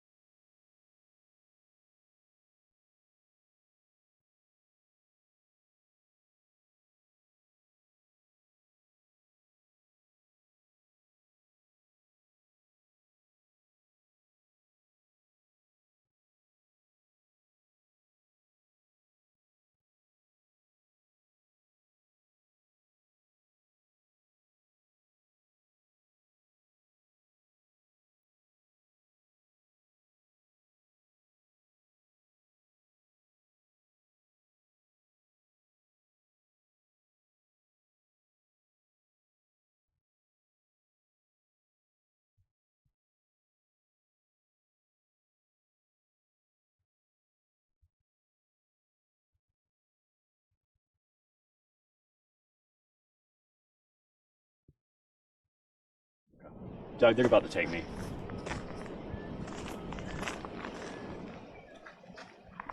Looks like Matt Ackland is going to bring us more from the scene. Guys, here is Matt Ackland on the scene. He was just interviewing Sally, one of the eyewitnesses. The plane basically landed in her backyard. But I was Looks like he's with going to want to someone show else, that too. so we'll bring you this live. Those people in the field. Where did they go? Yeah, we're here. Doug, we're on the air here. Hey, just wanted to kind of recap of where I'm standing. If you're just joining us, we just talked to Sally, who was in a house here behind me. We're not too far away from the crash site. She estimates probably about a mile, and she walked us through what happened this morning. And I don't know if we have some of the video that she shot, but if the producer's listening, maybe we could roll some of that video. But she was out here. She's getting some work done on her deck, and so she heard the noise, the plane hit. She felt it actually physically shake her house, and then she walked out and she said, I always have my cell phone in hand, so I wanted to show my husband, and she pointed at the sky, and out of this black thick smoke, she says that's when she could see the pilot in this parachute coming to the ground. You might be able to hear above me, there are helicopters here. Doug, if I can walk around here real quick and show you, if you look through, it might be hard to see, forgive us because we're back distance, but there looks like there's a member of the military standing in the middle of this field here. He has been there for quite some time, according to Sally, since this all happened. She says that is where the pilot came out of the sky and landed in this field. I'd say there's probably a good 20, 30 acres of open field here behind us. She says that she yelled out to the pilot to see if he needed help, but at that time apparently there was a helicopter in the area. The helicopter came down quickly and drowned out her shouts to him to see if he was okay. Not long after that, she says she watched the pilot. He appeared to be okay. He was wrapping up his shoot, and then got into that helicopter, and the helicopter is left. What we don't know at this point is what might be there. Is there anything else that they might need to collect from that place? We do know, since we last did a live shot, this Prince George's police officer came here and asked us to stay back a bit, that the military had requested that we stay back at least here, because we were getting in the field there. They want to make sure they can preserve any evidence, we're thinking, from that actual area. So that's the very latest. It's kind of a quiet scene. This really is a quiet neighborhood. A couple of people have been walking around, and Sally said, she wanted to get that video out, and of course she contacted Fox 5 and talked us through it. She went back in her house, but we maybe could talk to her again. But what a story she has to tell, and she says she's just grateful. When she saw the black smoke and then the pilot kind of emerged from that black smoke, she was grateful to see that he was okay, because the plane, had just crashed so hard it shook her house and she heard the loud noise. So that's the very latest. Military's here. Georges County Police are here, kind of cordoning off the area, and we will keep a watch on it for sure. Back to you guys in the studio. You know what, Wisdom? I'm not sure of the exact location. I know I'm about a mile, probably west, but Doug, do you remember the name of this street here? I'll get that for you, but I'll get it for you in just a second. I would say probably a mile away from the crash scene. We're probably to the west of the crash scene, because she kept pointing over here. So we're about a mile from the crash scene itself, and just a couple of 100 yards from where the pilot came down.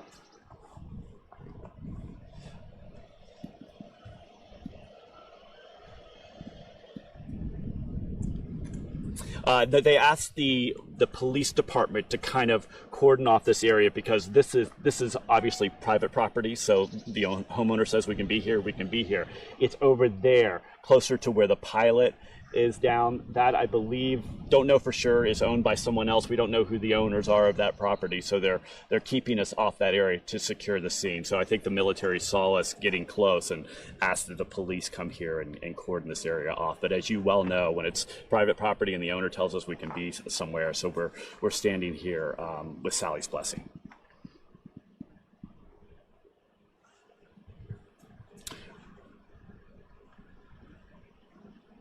I don't know. We didn't have any trouble at all getting back here, Holly. We've been here for about a half hour or so, but no, we haven't seen any other crews. Sally did show us that rescue crews came back here with some fire trucks, but we've been here, I'd say, half hour, 45 minutes, and no rescue crews here at all. All we're seeing is an occasional helicopter that flies overhead, and then the military personnel. And I think there's just one person there.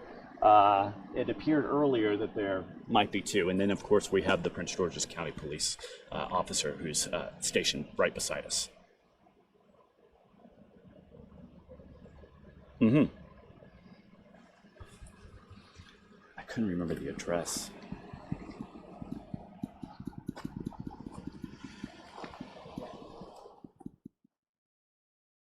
Prince George's County fire sources who tell me that the debris field could be anywhere from 8 to 10 miles going from National Harbor all the way to the crash site. And there are several different debris fields. So what we're seeing here, where they're setting up, apparently this is where the largest portion of the plane is. So that means the plane is in a couple different pieces. I did confirm that again with Prince George's County Fire. Initially, there was an elementary school nearby that was put on lockdown. That has now been lifted. So back to normal operations at the nearby elementary school. Again, this is where the military is now taking over the command and recovery here from Prince George's County. There will be some fire assets that will stay on scene because they're going to be supplying water to the airport crash trucks who are also here on the scene, and the helicopters that we see flying around as well. Apparently, we have Maryland State Police helicopter, Prince George's County Police Air 1. They are also mapping hot spots and the debris field. So apparently from the air, there are still, along that 8 to 10 mile stretch, there could be little parts of debris, or apparently even some small brush fires that have popped up from smoldering debris. So that's why I said I showed you that one area, and I tweeted out a picture of it, one of those hot spots. They do believe that the fire is pretty much out, but there are, again, just looks like some tiny areas of smoldering. That's what I'm hearing from Prince George's County fire officials. So that's why I think we're seeing so many assets now coming in here, because not only are we dealing with a military fighter jet, an F-16 plane. We are now dealing with a very large debris field in a couple of different pieces, and that is why it looks like they're really going to be kind of hunkering down here for the long haul.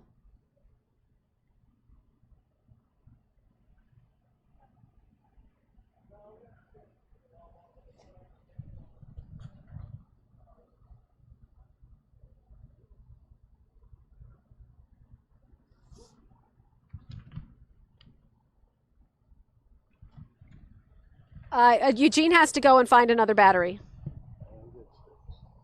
And get sticks. He doesn't have sticks. Oh.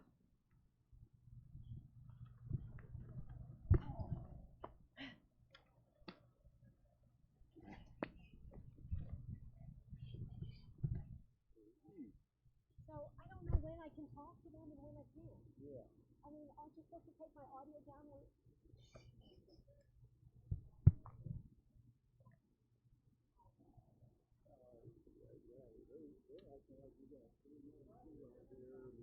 But the problem is that they're saying that nobody can get to us.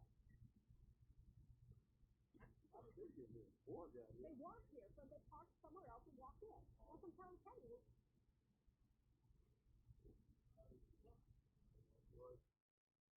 Guys, jumping in here for a second. This is Molly here in Washington, D.C. So we have awesome video right now. I'm going to bring it to you from Sally, who we interviewed earlier on our air with Matt Ackland. Sally, our witness, our eyewitness account. She got this video of the pilot parachuting out. Check it out here.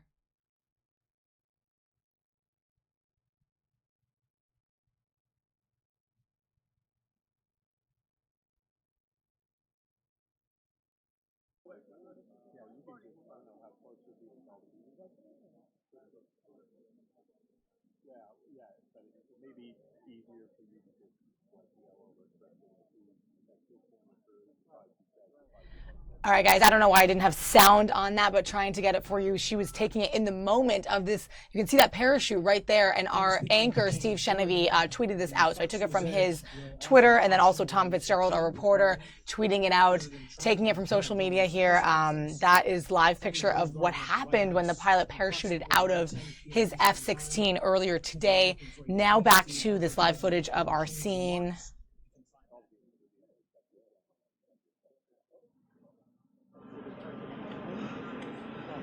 Can you all hear me? Chris? You guys are watching live and raw video of our reporters at different areas of this scene here, whether it be right here with these military they want to come to me, they can. members investigating this scene, or sort of outside where the media availability is, where Melanie, our reporter, would Chris, sort of can you push hear back me? to. So we're just going to keep kind of switching in and out to different reporters so you can get the whole of this scene. And once again, as this sort of story rounds out, we'll bring you somewhere else for our Fox 5 Live coverage. Chris, can you hear me? Us. Chris?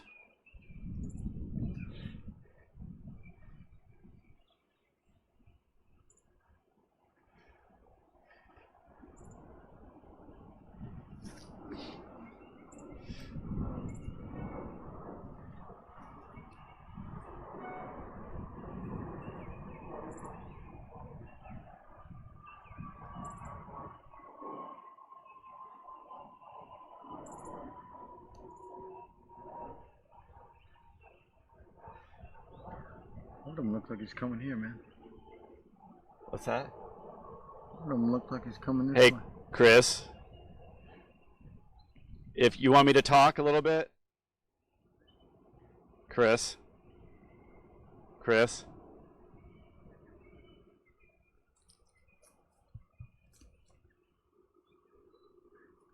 Renee, will you tell them that they'll mic me?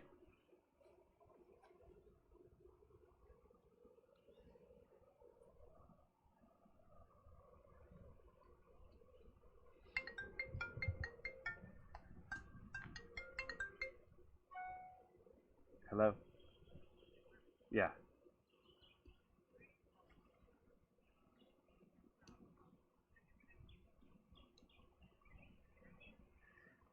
We're if you've been watching, Kenny, we're within like 100 feet of it, 200 feet. Yeah, look at the live picture. You'll see that's exactly where we are right now. Thank you. Bye. Bye-bye.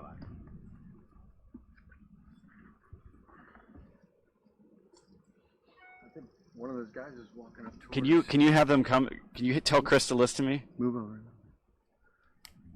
You're still hot. Well, I got nothing. There we go.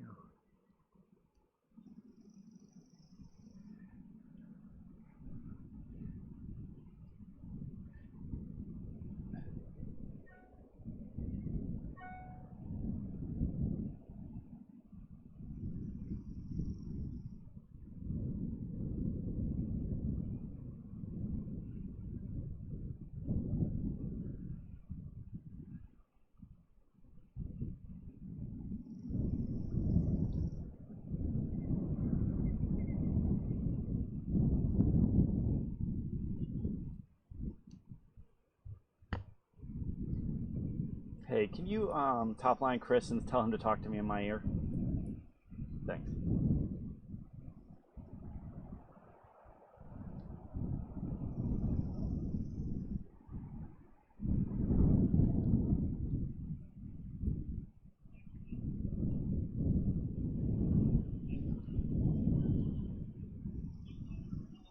Here we go.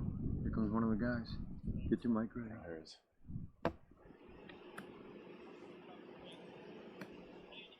Tell him to take me. Roll on it.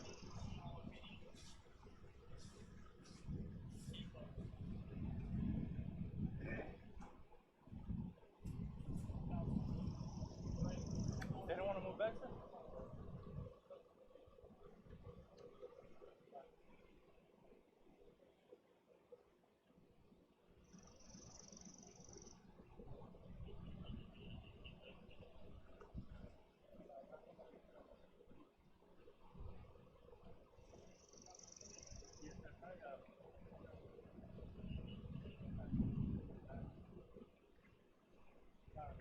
All right, guys, looks like we're waiting for Matt Ackland to come back, to come on our air and report more from the scene. You're seeing a military official there continue to investigate the scene.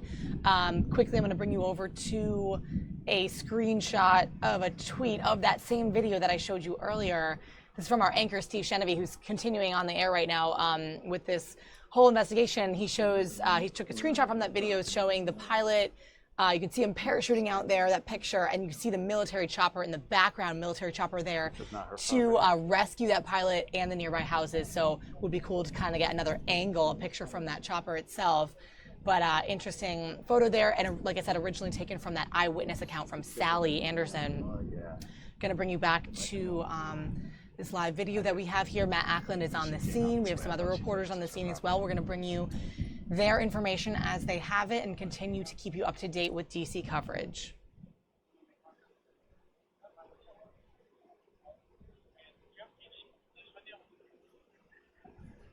Hey, how are you? Pardon, sir? Yeah, let me Can I turn ask you guys to move back and Where do you want us to? Obviously, I'm Matt. Hi. Where do you? Unfortunately, they don't want us recording yet. Just that it's all classified and whatnot. I don't have any answers for you. The best thing I could tell you is contact our players. Okay. I'm pretty sure they already gave you the information. Right? Yeah, I mean, the reason that we're here is because, I mean, this is private. I understand, sir, and I understand you have a job to do. Yeah. Please don't get me wrong. No, I don't want to do anything different. I also have my job to do. Do you want us to, like... I'm being told to tell you guys to move further back and try not to record. Obviously, I cannot tell you what to do, but can you just make me scoot back a little? Yeah. And if were you good with? Are you good with, like, back by that tree? As long as you can't see me in the background, that'll be the best thing. And that's I understand. what we want. So I understand, but I'm just this is what I'm being told, so I just have to relay the message. All right. To the fact that. All right. So I'm gonna have one of your boss call my boss. Is that all right? Because actually, when you call public affairs and let them know that you've been told to move back, that'll be the best thing to do. Yeah, I got a job too. Just like no, I understand. So I got my boss is saying get the video, and as long as we're typically the way that it works, but if it's classified. Also, they were told to push back a quarter mile, which is All right, guys, and a little bit of breaking news. Fox News is confirming that President Trump's controversial senior advisor, Steve Bannon, was removed from the National Security Council today. What that means is he was put on there sort of to check over the former National Security Advisor, Lieutenant General Mike Flynn. Now, President Trump is saying there's no need for Bannon to stay on that committee to check on Flynn. So he is still permitted to go to these National Security Council meetings, but he has been removed from that council. So just a little bit of breaking news coming out of the Trump White House. We're going to continue to bring you coverage of this scene here in Prince George's, and also bring you some other President Trump live events as they happen. Thanks for watching, guys, on our YouTube. Quick shout out to Concrete Floor Man. Thanks so much for engaging on YouTube. Continue to chat us up and tell us what you like, what you want to see coverage of. We're going to try to bring you some interesting digital aspects all over pertaining to this story. So thanks for watching, guys. I know you got your job to do too. Thanks for. Yeah, sorry about that. I know you guys have to do something, but. No, it's a lot easier if you just, like you did, come out and just say, look, we're trying to push it. And frankly, I videotaped everything I can videotape. And now it's just like live shots. And there's nothing I can really see except you guys back in tall grass. Unfortunately, you I can't give you any information. Or I know. can't confirm nor denying anything. No, I'm not. I'm really not. I'm just saying I really do appreciate you not coming out and saying, all right, you guys get the fuck out of here. And I'm not, if you're not out of here in 30 seconds, we're bringing in our arrest squad or whatever. Yeah. No, I appreciate it. And can you have your public affairs office call my boss?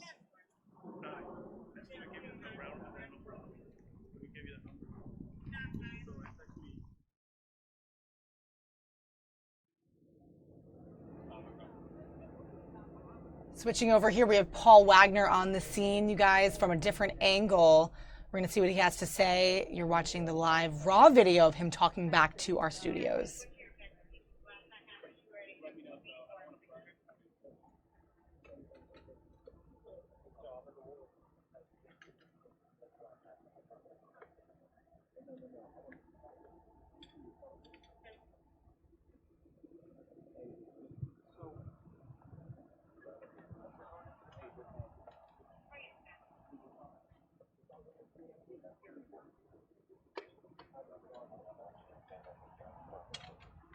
Hey, Scott.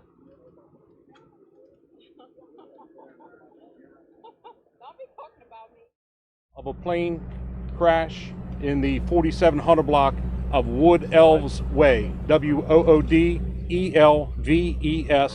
in Clinton.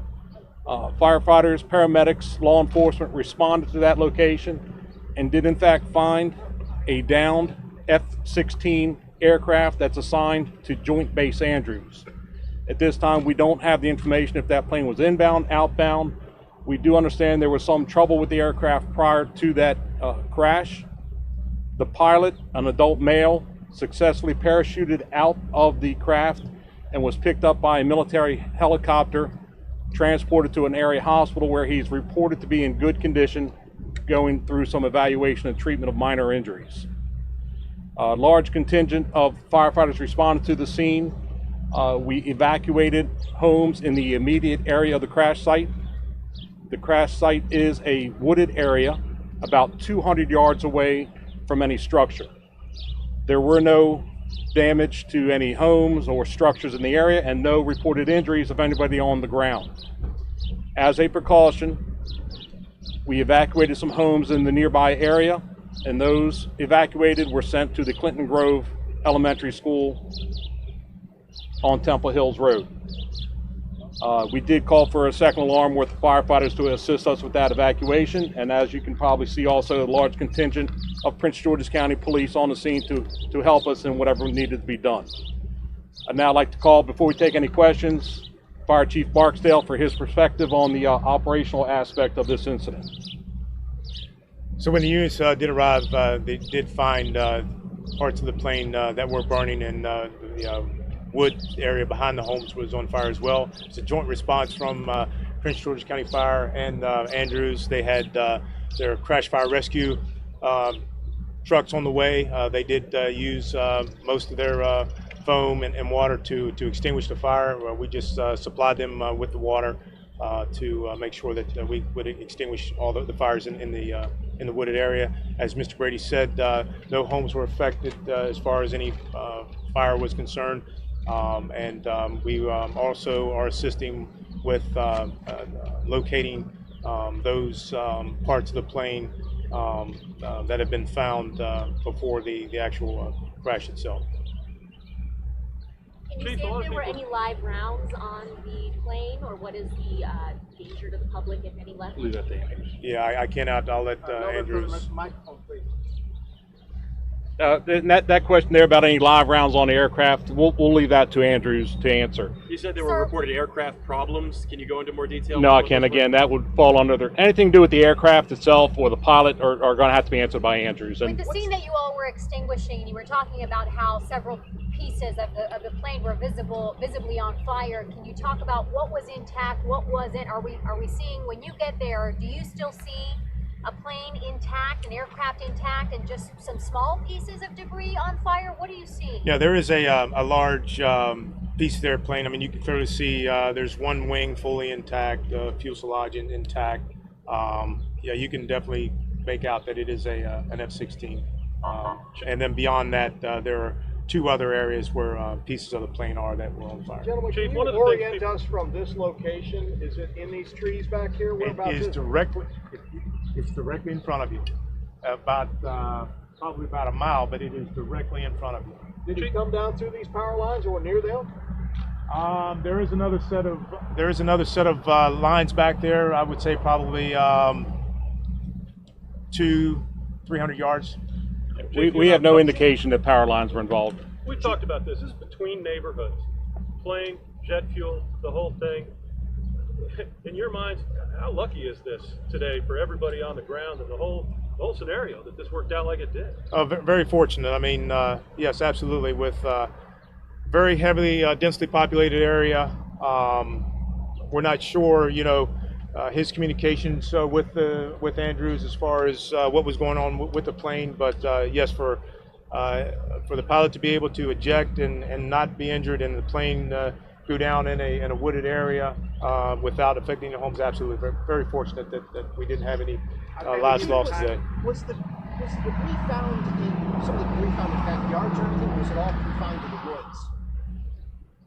The what? The debris. The debris has been reported and located in various areas, not in the immediate area of the aircraft. So it probably came off at some point before impact. So the plane disintegrated and then crashed? Can't say that. We just know that parts of the plane were found in areas not associated directly with the impact site. How many people were evacuated, and when can they return home? I don't have a number, but they about an hour ago we called the school and said that anyone at the school, Clinton Grove, they could return to their homes. So everyone is able to return Yes, home? yes, yeah. Once we're able to get police department in to secure the wood line, so that people could leave their backyards and go into the woods, they were able to come back in. Do you have a rough estimate on how many homes were evacuated? I don't. Sorry. That's it? That's it? You don't know? Yeah, it was probably more like 20 homes. We were talking about two different communities in between the woods, one up on top of the hill and one down the bottom of the hill on Wood Elves. So did the crash happen between two cul-de-sacs or two neighborhoods? Well, the wooded site is here. We have one community up here up on Maui and another one here on Wood Elves. So yeah, it's two separate communities, and this wooded area is in between those communities. Yeah, so yes, they as far as the cul-de-sac, it is at the end of Wood Elves. Yeah. And Maui. And Maui, right. Yep. Okay. Those two cul-de-sacs. Yes. Okay. How large is the crash site, like in terms of yards or meters? The field is probably no more than 40 yards long and maybe equally as wide. About how far away from the crash site the pilot was landed? No, I don't know that. Chief might. Yes, he was over here, Steed Road, which was probably about a mile as the crow would fly from the site. It's 4200 block of Steed Road, which is right here. Are there any environmental concerns, fuel in the ground? We hazmat is on the scene. They are looking downstream and doing any retention that needs to take place so that that doesn't happen. Will the press be allowed at any given time to be in the site? That will be up to Andrews. And Chief, you said that the crash, the area, the wooded area, it was about 40 yards long, 40 yards wide. Debris field, yes. But you also said it was about 200 yards from homes. Yes. What's in between there then? Woods. Yeah, this is at the end of the cul-de-sac on both communities, and there's nothing really open space in woods. Mark, let me ask you, you were mentioning that the pilot wound up being down here on Steed Road. We had heard from some witnesses that from that vantage point, that house back there, that they could see the pilot that had ejected the aircraft. So are we talking like, I mean, Steed Road in a wooded area like this, Steed Road He was in somebody's backyard? He was in an open field there in Steed Road. Okay. Right. And it's most probable people could see him eject and on his descent. One last thing we'd like to be able to provide to you is that Andrews has provided us with a new phone number for any debris that people may find, and keep in mind they may not be home right now, could come home and find something. If they think it's a piece of this aircraft, Andrews is asking you to call 240-612-4428 or 30.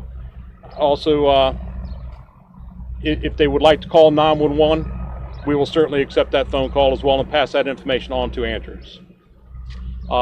As soon as we know some type of information about the ETA, about Andrews' spokesperson, we'll try to get that to you, and he'll be at this location. Hey, one more thing. The pilot probably controlled crashed that plane into the woods. I mean, they're trained for this, so he probably put it in the woods and then ejected. He made sure that the plane was going to hit the woods. So it wasn't just luck that he ended up between two houses, but he put it into the trees more than likely then eject. It was a controlled crash, more than likely.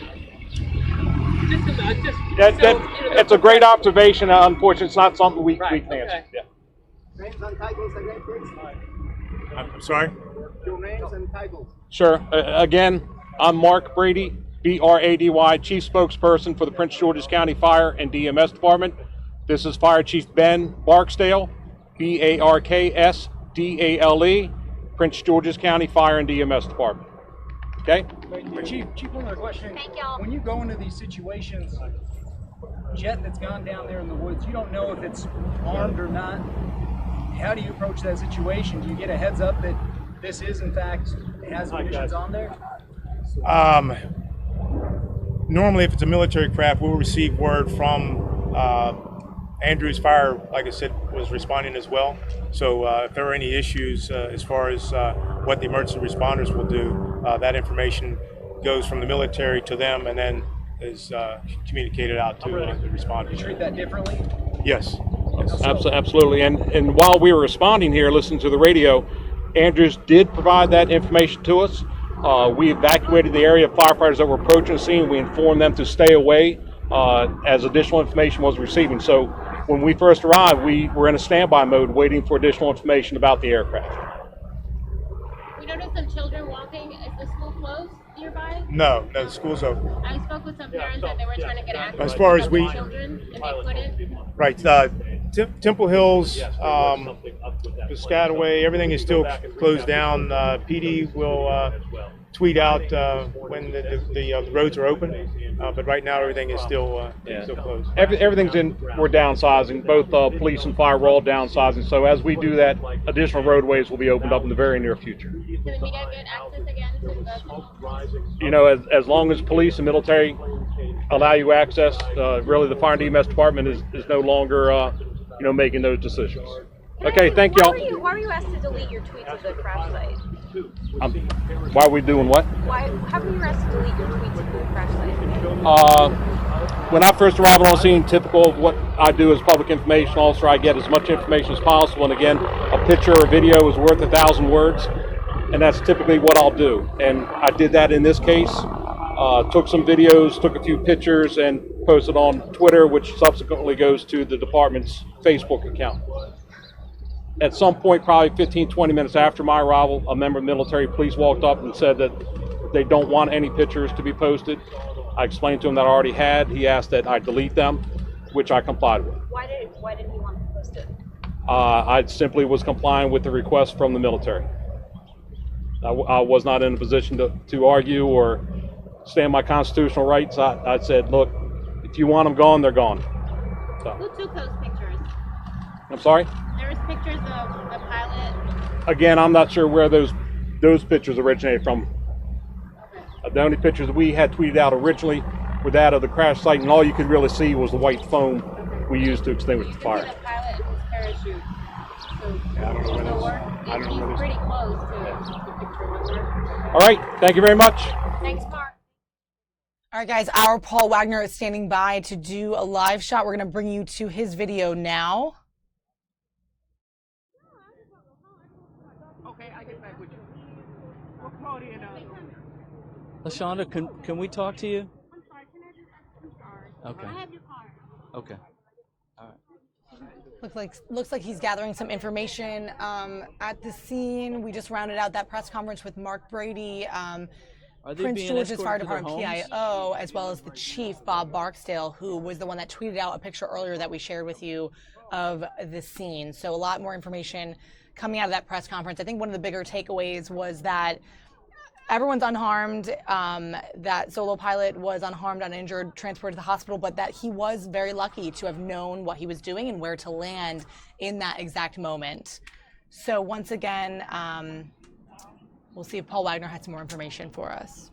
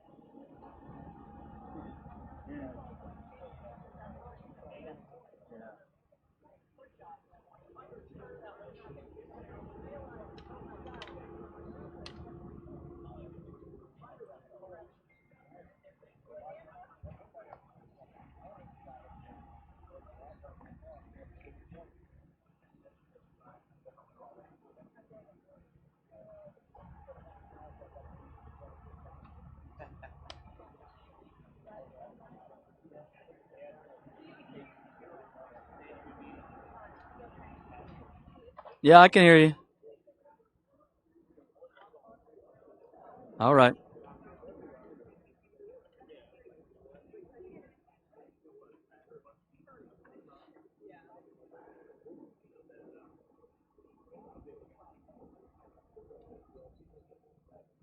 What's the name of that elementary school up there?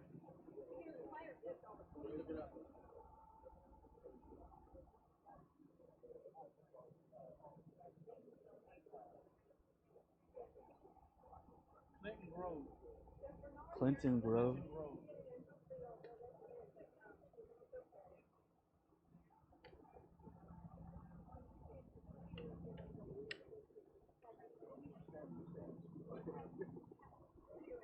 Sir?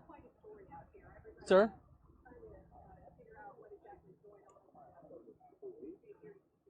Were you a witness? Yeah, my mom Okay. lives here. My mom Hi, guys. Yeah, Hi there. I am near Wood Elf's Way, which is a cul-de-sac that goes back there, which is where some of the debris field is. This gentleman here, we're live on Fox 5, sir. Tell me what you know about what happened. Well, the plane crashed right between these woods over here. That's where it is. The pilot was able to eject. He out safely. No one got hurt. So evidently he was a professional pilot. So he landed the jet where he could land it. Did you witness any of this? No, I didn't. I got a phone call and they were saying that the plane. I looked at the area and said, it's near your mom's house. So when I called and I couldn't get an answer, my first reaction was, let me get to my mom. So that's where does your mom live? The next street. Next street up. Yes, She's sir. okay? She's okay. Did you see anything? No, she heard the loud noise. She just heard it. Okay. Yes, sir. But you've been able to speak with her, and yeah, she's doing okay. fine right now. But you can't get to her but you right can't now. get to her right now. Gotcha. Right? Thank you, sir, Okay, very much. anytime. All right, appreciate it. Let me tell you a couple other things that we've learned since we've been here. We're, again, right by Wood Elf's Way, just down the street from the elementary school. I spoke with a woman named LaShonda. She saw the entire incident. She's very emotional. She didn't want to tell her story on camera just yet. In fact, I just saw her a second ago. She was being escorted up to her home by the Prince George's County Police. What she told me is this, is that she was driving into the neighborhood, heading to her parents' house, when suddenly she heard a loud noise. She looked up, and she saw a parachute in the air. She immediately took out her phone. She was about to take a photograph of it when suddenly she saw the jet. And she described the jet as all of a sudden with the engines being down towards the ground and the nose being directly straight up in the air, and then all of a sudden hit the ground with, of course, a loud roar and explosion. She was very, very upset, drove to her parents' house to see how they were doing.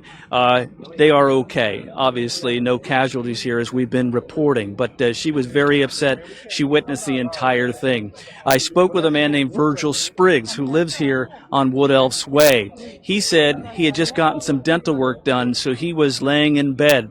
I spoke with him on the phone. He's not allowed out of the area at the moment. He told me that as he was laying in bed, all of a sudden he heard a loud whoosh and then a tremendous explosion. He said it absolutely rocked the house. He got out of bed. He could see the smoke. He saw some smoldering debris in his yard. At that point, he knew that it was likely a military jet. He says he's retired from the Air Force. He marveled that the pilot was able to get that plane down into the wooded area and away from the homes. He said he was praying that everybody was going to be okay. So those were the two witnesses that we were able to speak with directly here at the site and describe for us what they could see. At this point, Temple Hills Road here is closed down. They had evacuated the area, but now we've seen people being allowed back up onto Wood Elf's Way. And we just saw a U.S. Navy a fire apparatus vehicle, a foam truck that was parked here on the scene, just leave the area. So some of the response here is being taken down that we can see, at least at this point, guys.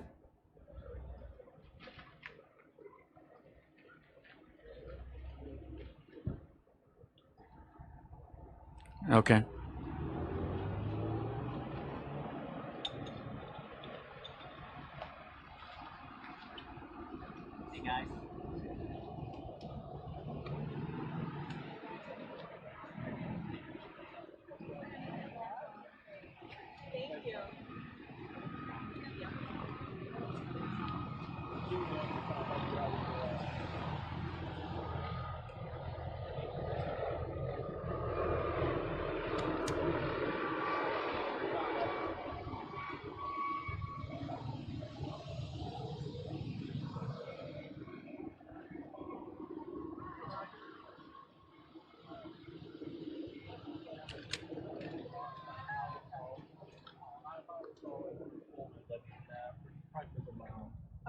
I really was. I was really frightened because I wasn't sure if I was going to be able to get to him, how long they was going to be in the school. I wasn't sure. But I'm glad that everyone was safe. But some of the children had expressed that they saw the pilot being ejected from the plane. Yeah, so they would have stories for their parents and family members. I mean, that's traumatic. You live close to Joint Base Andrews. Did you ever think that something like this would happen right here? No. Even though I live near the airport, On the other side of Piscataway? No, I didn't. So were the children out playing? They at were the outside playing, They yes. were outside, so they saw some of this. Yeah, they had. Some of them Okay, had. buddy. How close do you live to here? I live on the other side. I live like 3 miles away from here. So I'm on the other side of the airport on Piscataway. How fortunate do you feel that everyone on the ground is safe right now? I'm blessed. I'm blessed, and I'm sure everyone else is blessed. Has your child described what he saw? No, he hasn't. They had just came in when everything had occurred. But other children did see it. Yes. Yeah. Some of the older children saw it. Some of the older children saw it. Yes. So he's So tired he's right upset. now. Yeah. Get your name real quick. I know he's getting. My name is Latricia. Latricia. Spell Yes. that for me. Latricia. I don't want to give my last name. What was your first thought, though, when you first heard about this happening so close to your child's school? What was your first thought? I kind of panicked a little bit because I was like, I wasn't sure if I was going to be able to get to him. And when I contacted the school, they was like, everyone was on lockdown. They wasn't sure what was going to happen. They said that they wasn't sure if they was going to, be evacuated, but they said everyone was on lockdown. Glad he's safe. I am too, thank you. You're a brave young man. Thank you. You are. You are.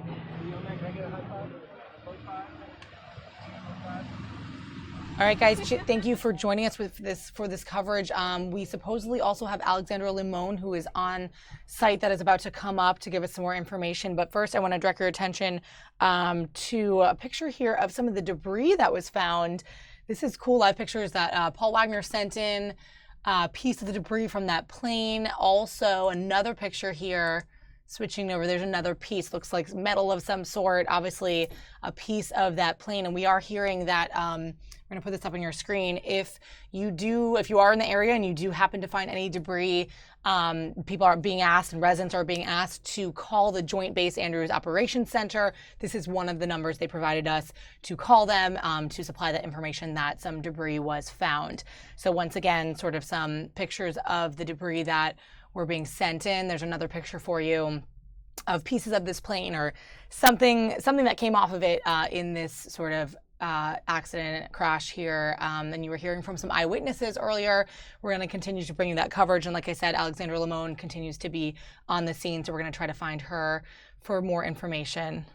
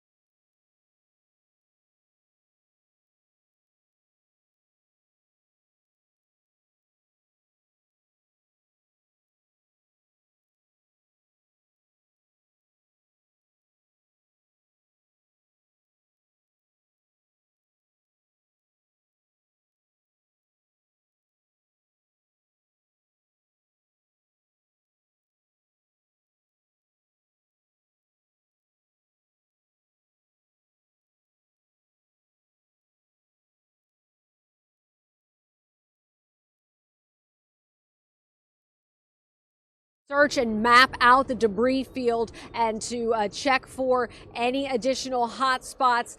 I know we've been talking about that this morning. Again, just want to make it clear, the latest information we got is that there are no hazardous materials as far as live rounds. There were no homes that were damaged and no injuries other than perhaps some minor injuries that we know have been sustained by the pilot. That is almost incredible considering what we know happened here and what witnesses said they heard and felt.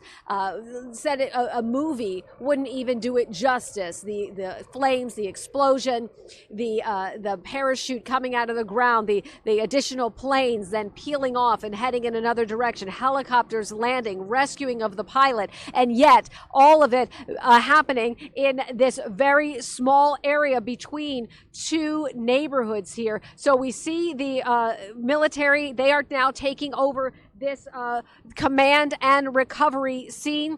Where you are looking here, where they've put the awning out, that is where the largest portion of the plane debris is. That is what we are told. And so, as you know, they're going to be here for quite some time. We don't know how long it's going to be, but fortunately, again, we can't say it enough. The skill of the pilot and the speed of the first responders bringing this all to a relatively safe conclusion.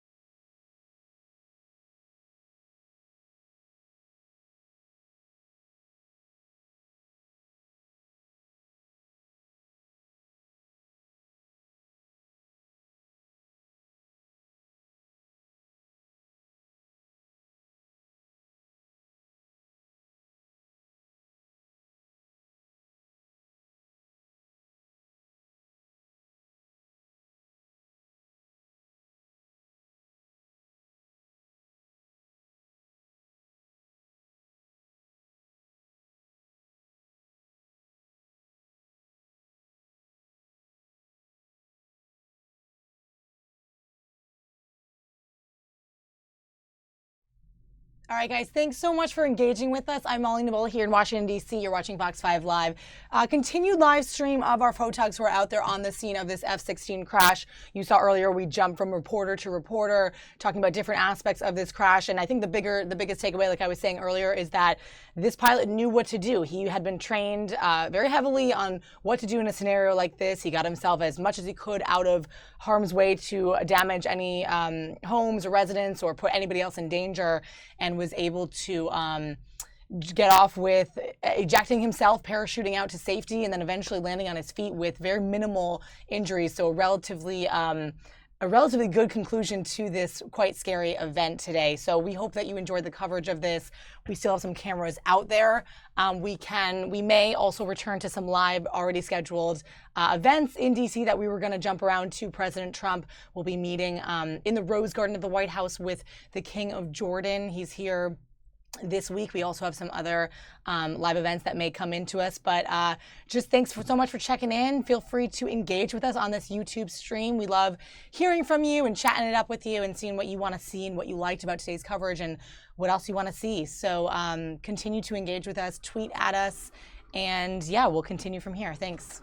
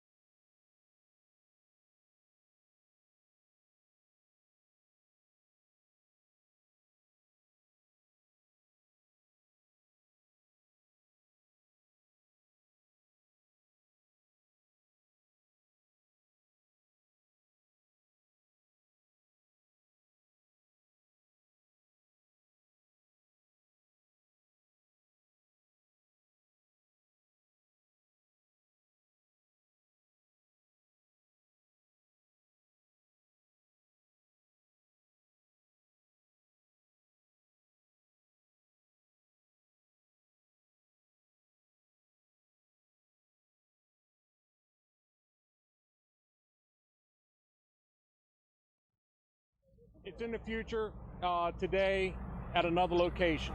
And after she makes this announcement, the fire department will be leaving, they'll be leaving, so there'll be no other spokesperson here. Thank you, sir. Hi, good afternoon, everyone. I'm Staff Sergeant Ami Fujikawa with the DC National Guard State Public Affairs Office. We will be having a press conference at Joint Base Andrews, at the courses at Andrews, at 3:30 p.m. today. You can access the Virginia Gate to get onto Andrews at 3 o'clock. Virginia Gate? Yes, sir. Okay. Repeat that, please. Press conference today. Press conference today at 3:30 p.m. at the courses at Andrews, on Joint Base Andrews, Virginia Gate. You can enter at 3 o'clock p.m. Yes, ma'am. Okay. Anything else? The courses at Andrews, yes. Yeah. What's the name of the building, ma'am? It's called the courses. It's the golf course club. The clubhouse, yes, sir. Okay, the Virginia Gate on the back. I don't know Yes, where that sir. is. Okay. Okay. So the whole security rigmarole. Everything. Yeah, there'll be someone there to escort you or to meet you in to check credentials at 3 o'clock. So the 3:30 presser. We're on live at 4 p.m. May we be there to carry that? Can we stay or we gonna leave? What's the deal? I'm not sure exactly if I don't have that information, sir, but we can talk to them. Do you want to give me your contact info and I can And so there will be no additional briefings in the future From this location, right? No. Basically, you guys can break down and go home, go about your business. We're all leaving. Mark, we're done. Is this, Yes. What's the status of this roadway? Should be opened up, except that road there. You can still. Right. We're gonna be able to go down Dalmatia, go down Maui. No, Maui no, Dalmatian no, and I would suspect that Wood Elves no. Can we access, just because of our satellite truck, can we access before 3 o'clock? Can our truck access before 3? Because we have time to run cable and everything. possibly at the At Virginia. yeah, in the parking lot. Yeah. Or wherever, I mean, it's gonna be wherever we Yeah, have like to what go to set what up. time are you talking about? Yeah. Yeah, that's. Okay. I mean, Let me coordinate with them to make sure that they have a person there. I have my card in the truck, but I can give you my phone number if that's okay. Or I can text you my. I can text you. we can set up Virginia Gate by 2:30. Just because it takes time to Yeah. do these things. So.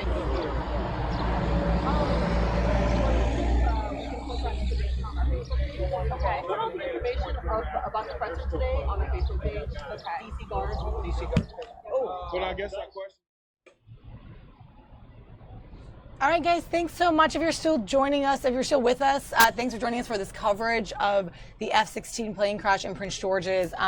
You just heard from a military spokesperson. There will be a press conference at Joint Base Andrews at 3:30. I know that we will have more information on that on our evening shows. We have reporters all over that were covering the scene this morning, putting together what they will for tonight's coverage. So thanks for joining us live on the digital air here on our YouTube stream, and thanks for engaging. Feel free to chat us up and leave your comments and tell us what you like and don't like. We are going to roll out of this coverage. That pretty much sums it up for the day, and go over to a couple more live events in DC before we end our show today. Right now, Paul Ryan is speaking Q&A with Wiz Politics in Washington, D.C., so we'll hear him speak for a little bit, and then shortly thereafter, President Trump is scheduled for that meeting in the Rose Garden with the King of Jordan, King Abdullah, who is here visiting from Jordan in Washington. So coming out of this coverage, once again, more information, more put together package information on our evening shows on this event this morning, this F-16 plane crash. One pilot ejected, parachuted out, unharmed, was transported to a hospital, and no other injuries to the homes surrounding that wooded area. So right now, over to Paul Ryan in Washington before we go over to President Trump. We have all the investigations going on here. That seems to be a mess. Yeah, again, the president got dealt a terrible hand because I think the Obama administration had awful foreign policy. They appeased Russia early on. They gave away missile defense. Remember that hot mic moment, where we had, I think you can see an appeasement policy initiated with Russia, and then relations grew frosty with Russia. And we now see that Russia is trying to extend its reach. It's poking and prodding NATO. We know what it did in Ukraine. We know what it's done in Georgia, and now they've deeply involved themselves in Syria. The question is, can we have a Russian policy that stands up to Russia and that helps our allies stand up to Russia? That, to me, is where we have to go from here. The only area where I could see a possible momentary interest alignment with Russia is possibly in Syria, which is to help get the foreign fighters out, including the Iranians, and get ISIS out. That is where I think we could see a common mutual interest. The rest of the question is making sure that NATO is strengthened, that there's zero question whatsoever about our commitment to NATO and the protection of NATO. And then what we all now know, and we're finding out much more, we have a long investigation on this, is just what is it that Russia does to try and undermine democracies, like what they try to do in our elections. They're doing this all over Europe right now. And we have unique capabilities that no one else has through our intelligence community to try and determine and uncover what their methods are and their tactics are and what it is they're doing. And we need to assist our allies in helping them prevent Russia from tainting their democracies. Oh, they were trying it out there before they tried it out on. They've been doing it all over the world. Right. So but we have, I think, a unique responsibility as a world superpower as to advance our principles and our values to help our like-minded democracies to guard against this Russian aggression into their democratic systems. Okay, I'm going to go out to the audience soon, but while I'm walking out there, this is the question, is on the Russian investigations by the House Committee and the Senate Committee, is it smoke or is there fire? Well, I don't know the answer to that. This investigation's just underway. It's got a ways to go. I met with the committee yesterday. Just follow the facts and go wherever they take you. We've got a lot of work to do on that, and that's why it's just in question. When you're beginning an investigation, the last thing you should do is conclude what it's going to discover. We don't know. How is your House Committee doing? I think they're back on track. I think the House Committee is back on track. I think they've got. I think they tentatively gotten a witness list agreed to. We've said just go find out where all of this goes and look at everything that we have. And so I think the committee's well on its way. I think the Senate's well on its way. This is what Congress is supposed to do, by the way. Congress is supposed to investigate things like this. And that's why we have to go through, take our time, get it right, and uncover whatever there is to be uncovered, and then figure out what needs to be done to learn from mistakes that were made, especially with respect to how Russia tried to meddle within our election system. They didn't get away with it, but how do we make sure that that can't happen again? Okay, here's a question.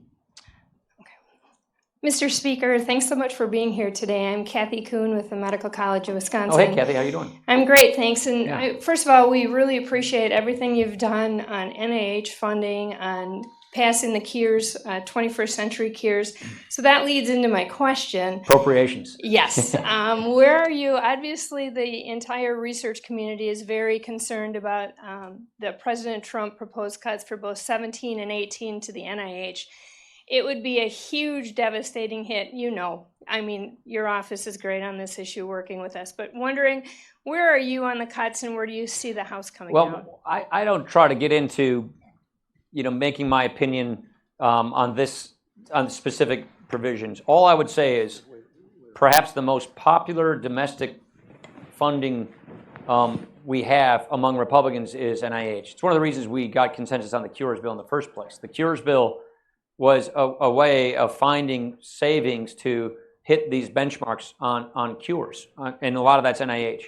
So the same Republicans who drafted and passed that bill are the same Republicans who are now drafting appropriations and the rest. Tom Cole and Roy Bunt are two people I can point to who are in charge of that area. What the administration had to do, because they're in their first year, is give us a partial budget.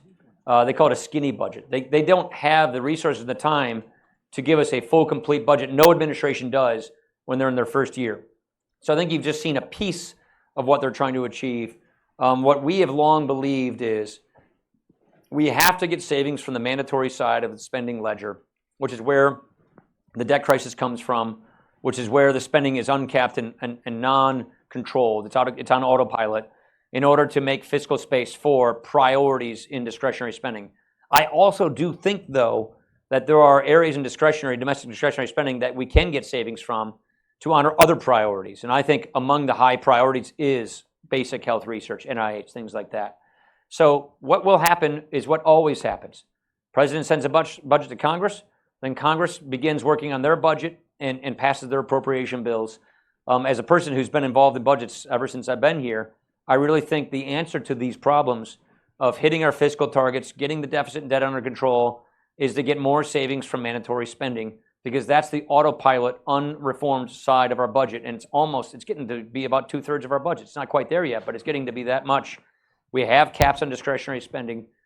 We have real serious problems with our military. We've got to get savings from the mandatory side of the ledger to pay for these things. Okay, here's a question.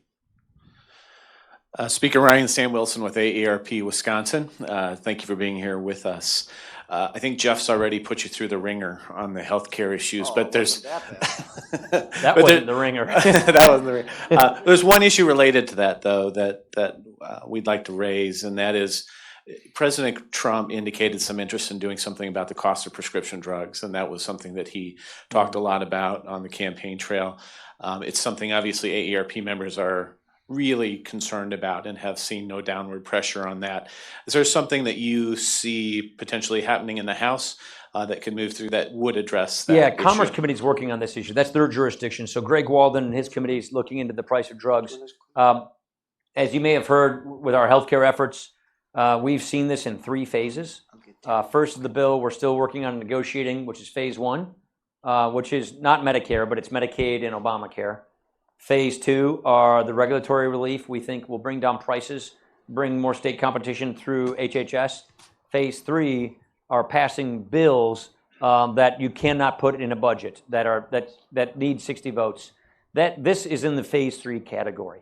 So prescription drugs, the S-chip authorization, PDUFA, which is a drug issue, and then all these other issues that we want to look at, association health plans, stop-loss coverage, interstate shopping, medical liability reform, all of those are in that phase 3, which is something we want to work on all year. So that is in that category of issues. Hey, Stephanie. Paul. Hey, good to see you, Paul. Good to see you. How are you doing? Good. Mr. Speaker. Yeah. Yes, Now Mr. we've Speaker. known each other for a long time. Stephanie used to be on our staff. Okay. So Stephanie Kunder with DDC Public Affairs. I had a question regarding tax reform, given April 15th coming up, but specifically with the border adjustment tax. I know Governor Walker's opposed to it. Senator Johnson's opposed to it. I mean, in what way do you think it helps trade? Oh, gosh. Well, first of all, it's tax policy. It's not trade policy. I don't know if people come out in total opposition. Once people kind of understand what this is, you see a lot of minds turning. So if you think of a border adjustment as a trade issue, then you would think that this is protectionist or mercantilist. It's not. It's really tax policy. It's a question of, do we want to have an income tax or a cash flow tax on businesses? If American businesses stick with an income tax, then we will never have a tax system that's better than the rest of the world. Right now, we have an income tax system on businesses that's the worst in the industrialized world. And it's one of the reasons why companies leave Wisconsin, leave America. It's one of the reasons why Johnson Controls, it made sense for them to become an Irish company. That was our largest publicly traded company in Wisconsin. Ireland has a 12.5% tax rate. We have a 35% tax rate. And we tax ourselves on a worldwide basis. No one else does that. So a border adjustment tax is a mechanism not to affect trade, but to get to a cash flow tax. Today, if it's produced in America, it's taxed. If it's not, it isn't effectively. We want to go to a destination-based tax where if it's consumed in America, it's taxed, and we don't care what you do overseas.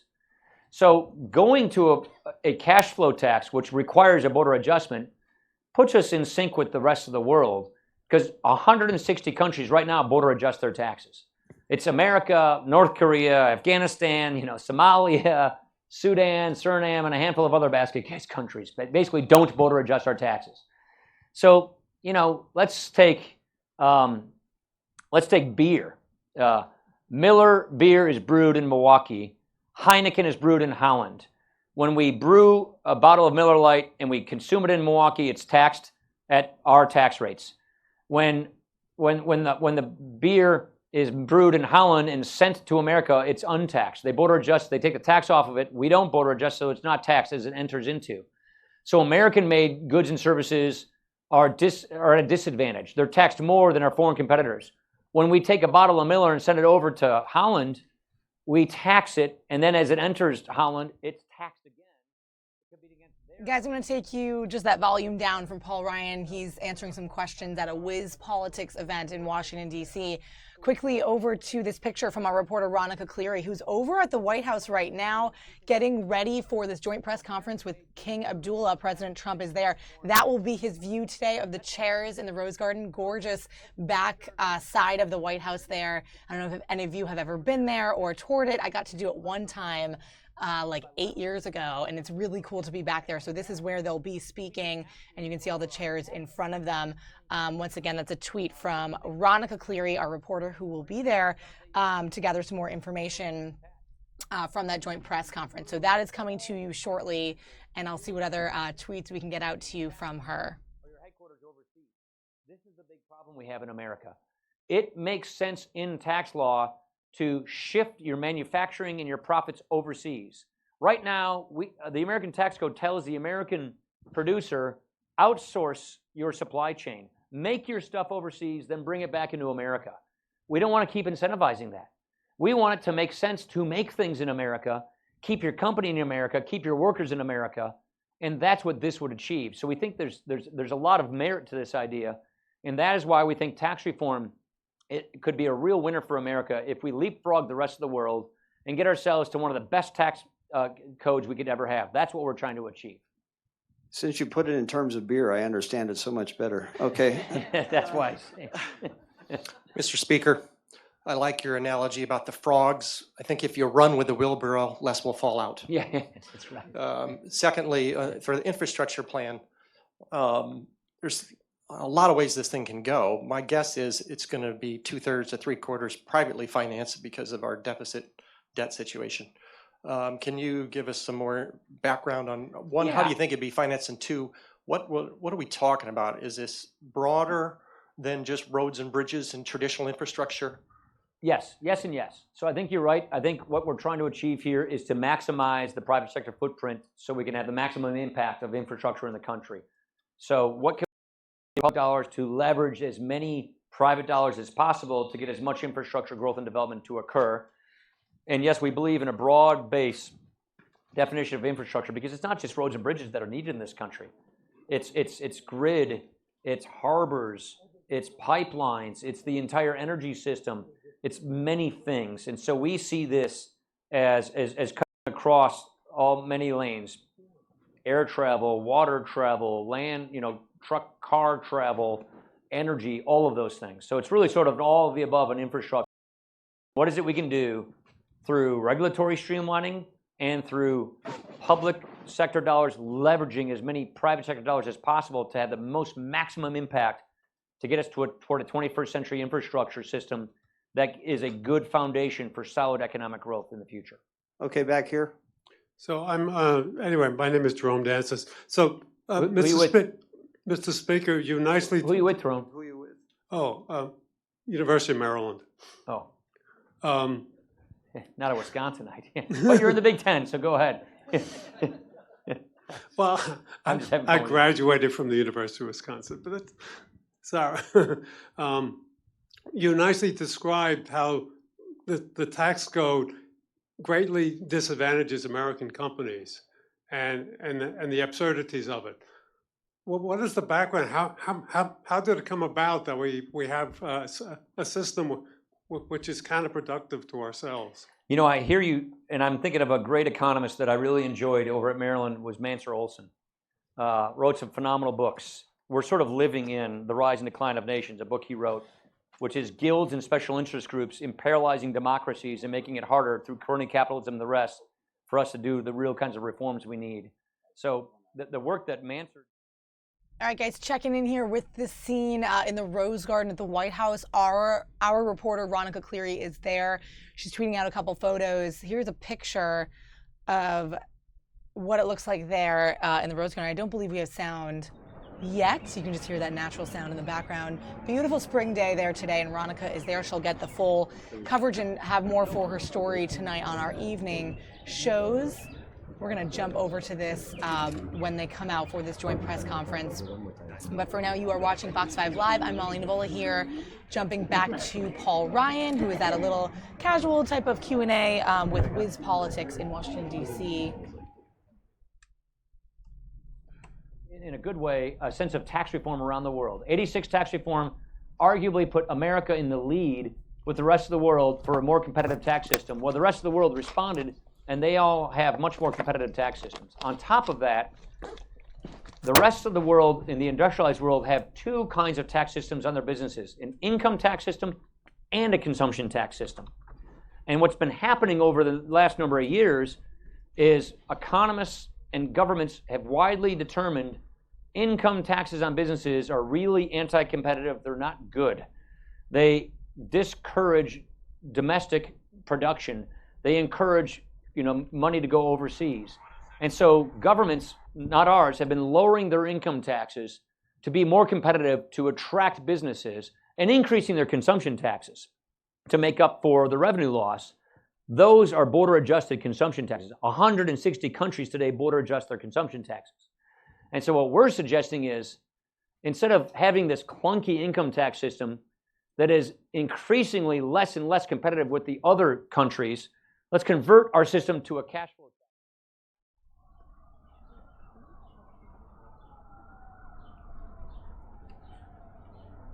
All right, guys, looks like we have a little bit of action here in the Rose Garden. Some people coming in. We saw Ivanka Trump and her husband Jared Kushner already come in to take their seats. Ladies and gentlemen, the President of the United States and His Majesty, King Abdullah II, Ibn al-Hussein.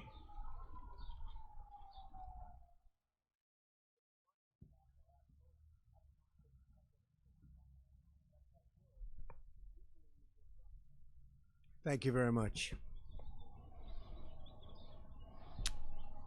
Your Majesty, thank you for being with us today. Very much appreciated. This is our second meeting since my inauguration, but our first at the White House. Very special place, I can tell you that. I've gotten to know it well. Long hours, very special. It's really an honor to welcome you here today, but before we begin, let me say a few words about recent events. Yesterday, a chemical attack that was so horrific in Syria against innocent people, including women, small children, and even beautiful little babies. Their deaths was an affront to humanity. These heinous actions by the Assad regime cannot be tolerated. The United States stands with our allies across the globe to condemn this horrific attack and all other horrific attacks for that matter. Your Majesty, Jordanians are known for their legendary hospitality, and we will do our very best to be equally gracious hosts. They're also known, however, I have to say this, for their fighting ability, and you are a great warrior, and we appreciate it. Thank you. The historical ties and close friendship between our two countries dates back 3/4 of a century. In that time, the Middle East has faced many periods of crisis and unrest, perhaps never like it is today, however. Through them all, America has looked to Jordan as a valued partner, an advocate for the values of civilization, and a source of stability and hope. I am deeply committed to preserving our strong relationship, which I will, and to strengthening America's long-standing support for Jordan. And you do have tremendous support within our country, I can tell you that. As we know, the Middle East and the entire world is faced with one of its gravest threats in many, many years. Since the earliest days of the campaign against ISIS, Jordan has been a staunch ally and partner, and we thank you for that. Jordanian service members have made tremendous sacrifices in this battle against the enemies of civilization. And I want to thank all of them for their really just incredible courage. So many have been lost, and we pay homage. So many. In King Abdullah, America is blessed with a thoughtful and determined partner. He is a man who has spent years commanding his country's special forces.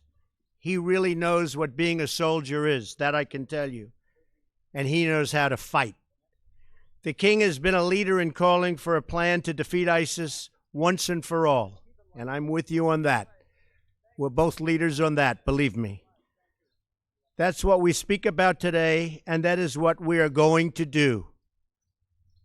And it'll be a shorter fight than a lot of people are thinking about. Believe me, we've made tremendous strides, as we discussed. As you know, we had a very, very fine delegation come over from Egypt and also from Iraq. And they said more has been done in the last 6 weeks than has been done in years with the previous administration. And believe me, we're going to keep it that way. We will destroy ISIS, and we will protect civilization. We have no choice. We will protect civilization. King Abdullah and I also discussed measures to combat the evil and ideology that inspires ISIS and plagues our planet. In addition, we also acknowledge the vital role that Jordan has played in hosting refugees from the conflict in Syria. We have just announced that the United States will contribute additional funds to Jordan for humanitarian assistance. This aid will help countries like Jordan host refugees until it is safe for them to return home. The refugees want to return home. I know that from so many other instances. They want to return back to their home.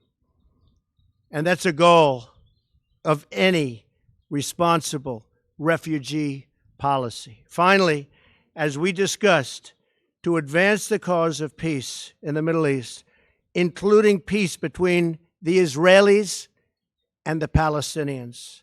And I'm working very, very hard on trying to finally create peace between the Palestinians and Israel. And I think we'll be successful. I hope to be successful, I can tell you that. The king has been a really tireless advocate for a solution. He's going to help me with that and help me at the highest level.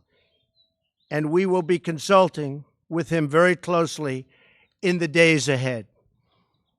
King Abdullah, I want to take this opportunity to thank you for your partnership. Working together, the United States and Jordan can help bring peace and stability to the Middle East and, in fact, the entire world, and we will do that. Thank you very, very much for being with us.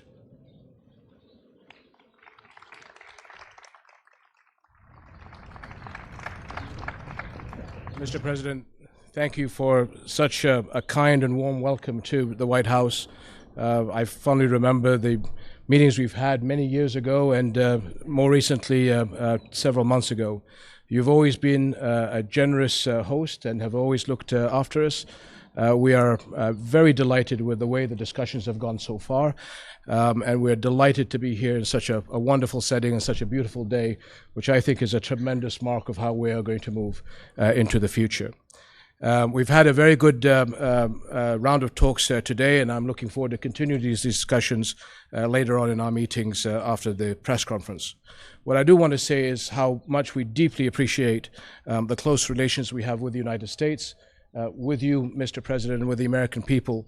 This is a strategic partnership that we call and keep very close to our hearts, and it is a partnership on so many levels that we will continue, I think, with the frank discussions that we had today to improve on as we face the challenges of the future. And I am very delighted for your vision, your holistic approach to all the challenges in our region, and to the dedication of your team in being able to translate your policy into actions successfully, hopefully, as we move forward. The challenges we face today are many and not exclusive to my region, as I've just mentioned. They are global, and particularly the threats to global security. Terrorism has no borders, no nationality, no religion, and therefore joint action with a holistic approach, as I had just mentioned, Mr. President, is crucial. I am very delighted that you have the vision to be able to move in that direction, and I think that the world will be in a very good place as we move with all these challenges ahead. No doubt, with all the challenges that we face in the world, the role of the U.S. is key to all the issues that we have around the world. But it's not just the fact that we should expect the United States to do all the heavy lifting. The heavy lifting has to be done by all of us in the international community to support the United States in being able to translate that vision into the right direction. So there's a lot of responsibility for all of us in the international community to support the President, the administration, and the American people to bring brighter days to all of us. We are very encouraged with the President's determination to support Arab and Muslim states in their fight against terrorism, but it is not only the fight of terrorism inside of our societies, but we as Arab Muslim states standing behind the international community in being able to defeat this international scourge. In Syria, we need a political solution that ends the conflict in the country and preserve its unity and territorial integrity. As the President mentioned, the issue we discussed was the Israeli-Palestinian conflict, which is essentially the core conflict in our region. And the President's early engagement is beginning in bringing the Palestinians and Israelis together has been a very encouraging sign for all of us. And I think, sir, it was that initiative that allowed us at the Arab Summit last week to extend through the Arab Peace Initiative the message of peace to Israel, which we all hopefully will work together to make that come about. All Arab countries relaunched the Arab Peace Initiative, I said last week. It offers a historic reconciliation between Israel and the Palestinians, as well as all member states of the Arab League. It is the most comprehensive framework for lasting peace, and it ensures statehood for the Palestinians, but also security, acceptance, and normal ties for Israel with all Arab countries and hopefully all Islamic countries.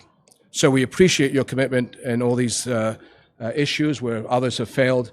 You'll find a strong ally in Jordan in supporting you in all your policies. And if I may just say, as you have on Syria and the gas attack, unfortunately, as you and I both agree, this is another testament to the failure of the international diplomacy to find the solutions to this crisis. But I believe under your leadership, we will be able to unravel this very complicated situation. This has been ongoing for 7 years now, has descended into proxy wars from different parties with dubious agendas. But at the end of the day, as you pointed out, Mr. President, it's the civilians, women and children that are paying the heaviest price. This is happening on our watch, on our conscience, as well as the global community. And I know the passion and emotion that the President has expressed in how this should not be tolerated whatsoever. And this threshold of inhumanity and savagery that are being crossed every day is something that I know the President will not allow to happen wherever it may be. And I fully support and endorse the President in this issue. So I want to thank you, sir, because you have the outlook of looking not just at the Syrian challenges, but that of Iraq, Israel, Palestine, Libya, and everything that is in our region. So I think your message to all of us is a message of hope. And that's what I take away from this conference. And I thank you for all that you have done so far and all that you will do, sir.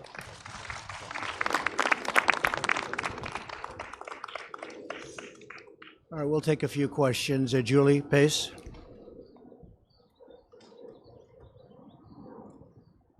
Thank you, sir. I have questions on Syria for both leaders, but if I could start with you, Mr. President. You've condemned the chemical attacks in Syria, but you also appeared in your statement yesterday to pin some of the blame on the Obama administration. You're the president now. Do you feel like you bear responsibility for responding to the chemical attacks, and does the chemical attack cross a red line for you? Well, I think the Obama administration had a great opportunity to solve this crisis a long time ago when he said the red line in the sand. And when he didn't cross that line after making the threat, I think that set us back a long ways, not only in Syria, but in many other parts of the world, because it was a blank threat. I think it was something that was not one of our better days as a country. So I do feel that, Julie. I feel it very strongly. to the chemical attack? I now have responsibility, and I will have that responsibility and carry it very proudly. I will tell you that. It is now my responsibility. It was a great opportunity missed. As you know, I'll be meeting with the president of China very soon in Florida, and that's another responsibility we have, and that's called the country of North Korea. We have a big problem. We have somebody that is not doing the right thing, and that's going to be my responsibility. But I'll tell you, that responsibility could have been made a lot easier if it was handled years ago. Before I move on to the king, can I just quickly ask you if the chemical attack crosses a red line for you? It crossed a lot of lines for me. When you kill innocent children, innocent babies, little babies, with a chemical gas that is so lethal, people were shocked to hear what gas it was. That crosses many, many lines, beyond the red line, many, many lines. Thank you very much. And Your Majesty, if I could ask about refugees, your country has really borne the brunt of the refugee crisis in Syria. The president has signed travel bans that would block Syrians from coming to the U.S. If that goes into effect, what would the impact on your country and across the region be? Well, I think as the president pointed out, most, if not all, Syrian refugees actually want to go back to Syria. And that what we're working with the United States and the international community is to be able to stabilize the refugees in our country, give them the tools so that as we're working with the solutions in Syria, we have the ability to be able to send them back as a positive influence into their economies. And again, the president and the Europeans are being very forward-leaning in being able to look after our host community. Tremendous burden on our country, but again, tremendous appreciation to the United States and the Western countries for being able to help us in dealing with that. Dalit, please. Your Majesty, how does the outcome of the recent Arab summit help the U.S. In its policy to advance Palestinian-Israeli negotiations?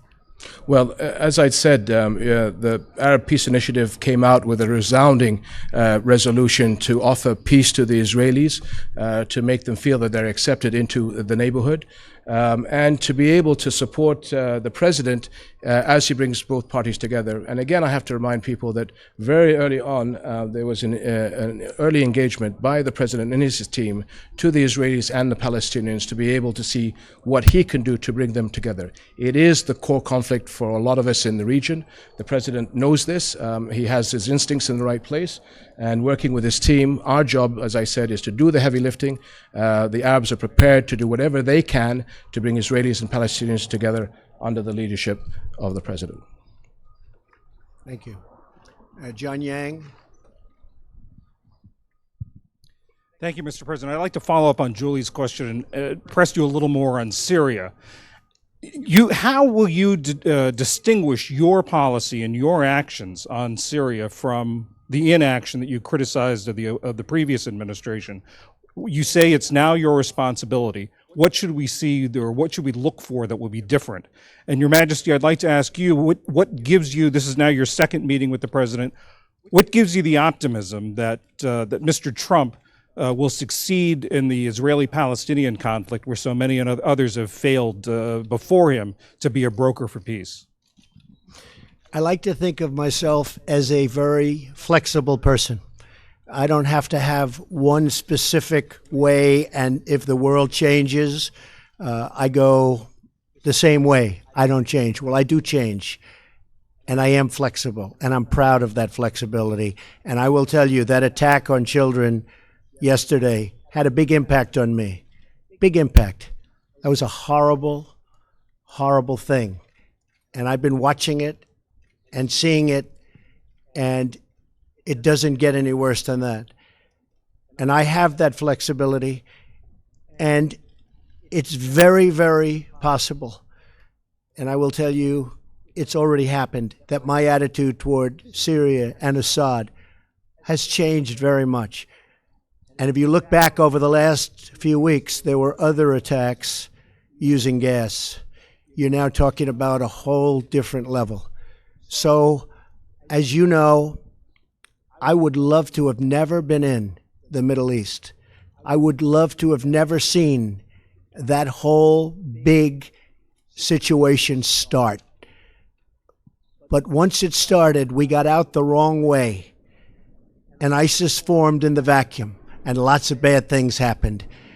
I will tell you, what happened yesterday is unacceptable to me. Can I follow up, sir? Last year you seemed to be reluctant to get involved or to intervene in Syria directly. Is that one thing that's changed? And I said, why are they doing that?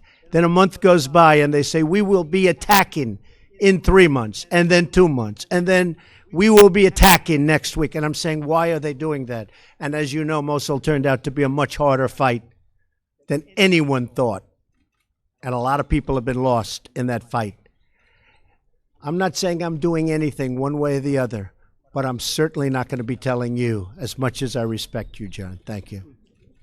Sir, I think on behalf of the President, what I saw was an early engagement by the President and his team with all of us in the region about the challenges between the Israelis and Palestinians. I had the honor of seeing the President and his team again in January, where this was discussed. The President understands the nuances and the challenges. I think he has the courage and the dedication to be able to do this. Like I said before, all of us have a responsibility to help the President push us over the finish line. And so his team has been in the region. They've been talking to all the partners. And it is our job to facilitate the atmospherics between the Israelis and Palestinians to move together and give the support to the President to be able to smooth the edges over between Israelis and Palestinians to achieve this. And the President understands that if we don't solve this problem, how are we going to win the global fight against terrorism, which is his #1 priority? So this is a core issue that he understands. And I think he has the commitment, and he has my full support for this, as he does from many, many countries in our region. And I have to just say that the world is a mess. I inherited a mess, whether it's the Middle East, whether it's North Korea, whether it's so many other things, whether it's in our country, horrible trade deals. I inherited a mess. We're going to fix it. We're going to fix it. Okay. Thank you. Nadia? Thank you, Your Majesty. You touch upon the subject now, but if I ask you to look forward, how do you see the future of fighting terrorism post-Raqqa and Mosul, especially the role that Jordan will play in the eastern part of Iraq? And do you believe the real battle will start then? And if I may, Mr. President, you know very well that the Iranian militias and Hezbollah has been propping the Syrian regime for a while, over a few years now.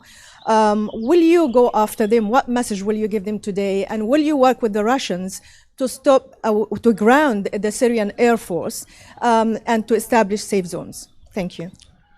Well, the first part is that we are seeing very recently tremendous gains on the ground in Raqqa and Mosul. Again, I think as the President alluded to, it's very difficult to put timelines on this issue because the battle space is always very fluid. But I think that the war is being won on the ground. Having said that, terrorists are on the move. They'll be on the move inside of Iraq and inside of Syria, so that we have to make sure that we adapt our plans accordingly, and they move beyond borders, beyond our region and elsewhere. So as we and the administration have discussed, it's this holistic approach. How do we fight them wherever they are? And I think that is the understanding. Terrorists have no respect for borders and religions and people. So it's the seriousness of how we do this holistic approach that I've mentioned several times. And what I'm really delighted is that the understanding by the President and the administration in how to deal with this globally. And I think you're seeing a move in the right direction because the policy now is being charted out, and my discussions with the Defense Secretary and the Foreign Secretary allows us to be then able to decide how we adapt ourselves in the region to be able to come in line with international diplomacy. The Iran deal made by the previous administration is one of the worst deals I have ever witnessed, and I've witnessed some beauties. It's one of the worst deals I've ever witnessed. It should never have been made. It was totally one-sided against the United States and, frankly, against much of the Middle East. I will do whatever I have to do. They have a deal. It was, some people say, not done properly, even in the form of its finalization. There was no vote from Congress. There was no real ratification. But I will do what I have to do with respect to the Iran deal. As far as ISIS is concerned, the United States will work with whoever it's appropriate to work with to totally eradicate ISIS and other terrorists. And by the way, ISIS is one group, but others have formed. Frankly, they're all over the place. We will do what we have to do to eradicate terrorism. But sir, I'm talking about the Iranian militias in Syria, supporting the Syrian regime separate of the nuclear deal. What message do you have for them today? You will see. They will have a message. You will see what the message will be. Okay? Thank you. Thank you all very much. Thank you.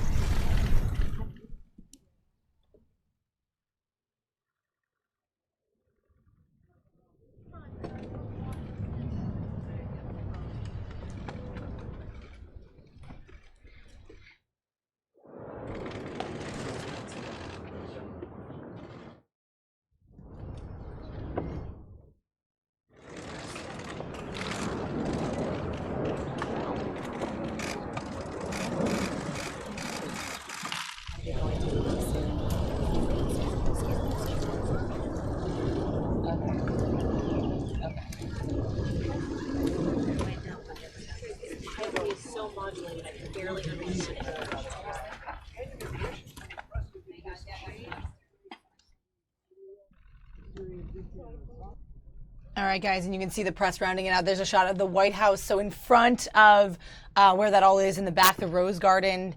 We want to thank you guys for joining us live. I'm going to bring you these pictures here. There's Ivanka Trump starting to leave the Rose Garden. Thanks so much for joining us live here on Fox 5 Live. We're so happy to bring you the live coverage that we were able to bring you this morning of the live and breaking news. So thanks for joining us. Thanks for engaging with us on our YouTube stream. We love chatting with you and seeing your comments. Please do keep that coming, and don't forget to tune in here midday on this YouTube stream. We're going to be doing Fox 5 Live daily weekdays to bring you live and breaking events all over. Today's happened to be right here near us in Prince George's County, Clinton, Maryland. We're going to use this footage just to end our show. I'll bring you out of this here. And yeah, guys, just thanks so much for watching. You are watching Fox 5 Live. Here is our handle there up on your screen, Fox5DC, and our hashtag Fox 5 Live. Feel free to use that, get at us, tweet at us, use Instagram. That's also our Snapchat, Fox5DC. And I am Molly Nevola here with you guys. Gonna say goodbye with that President Trump presser, but please do join us again. We will bringing you live and breaking news daily. So join us again. Have a great rest of your Wednesday. We'll leave with a shot of the Capitol.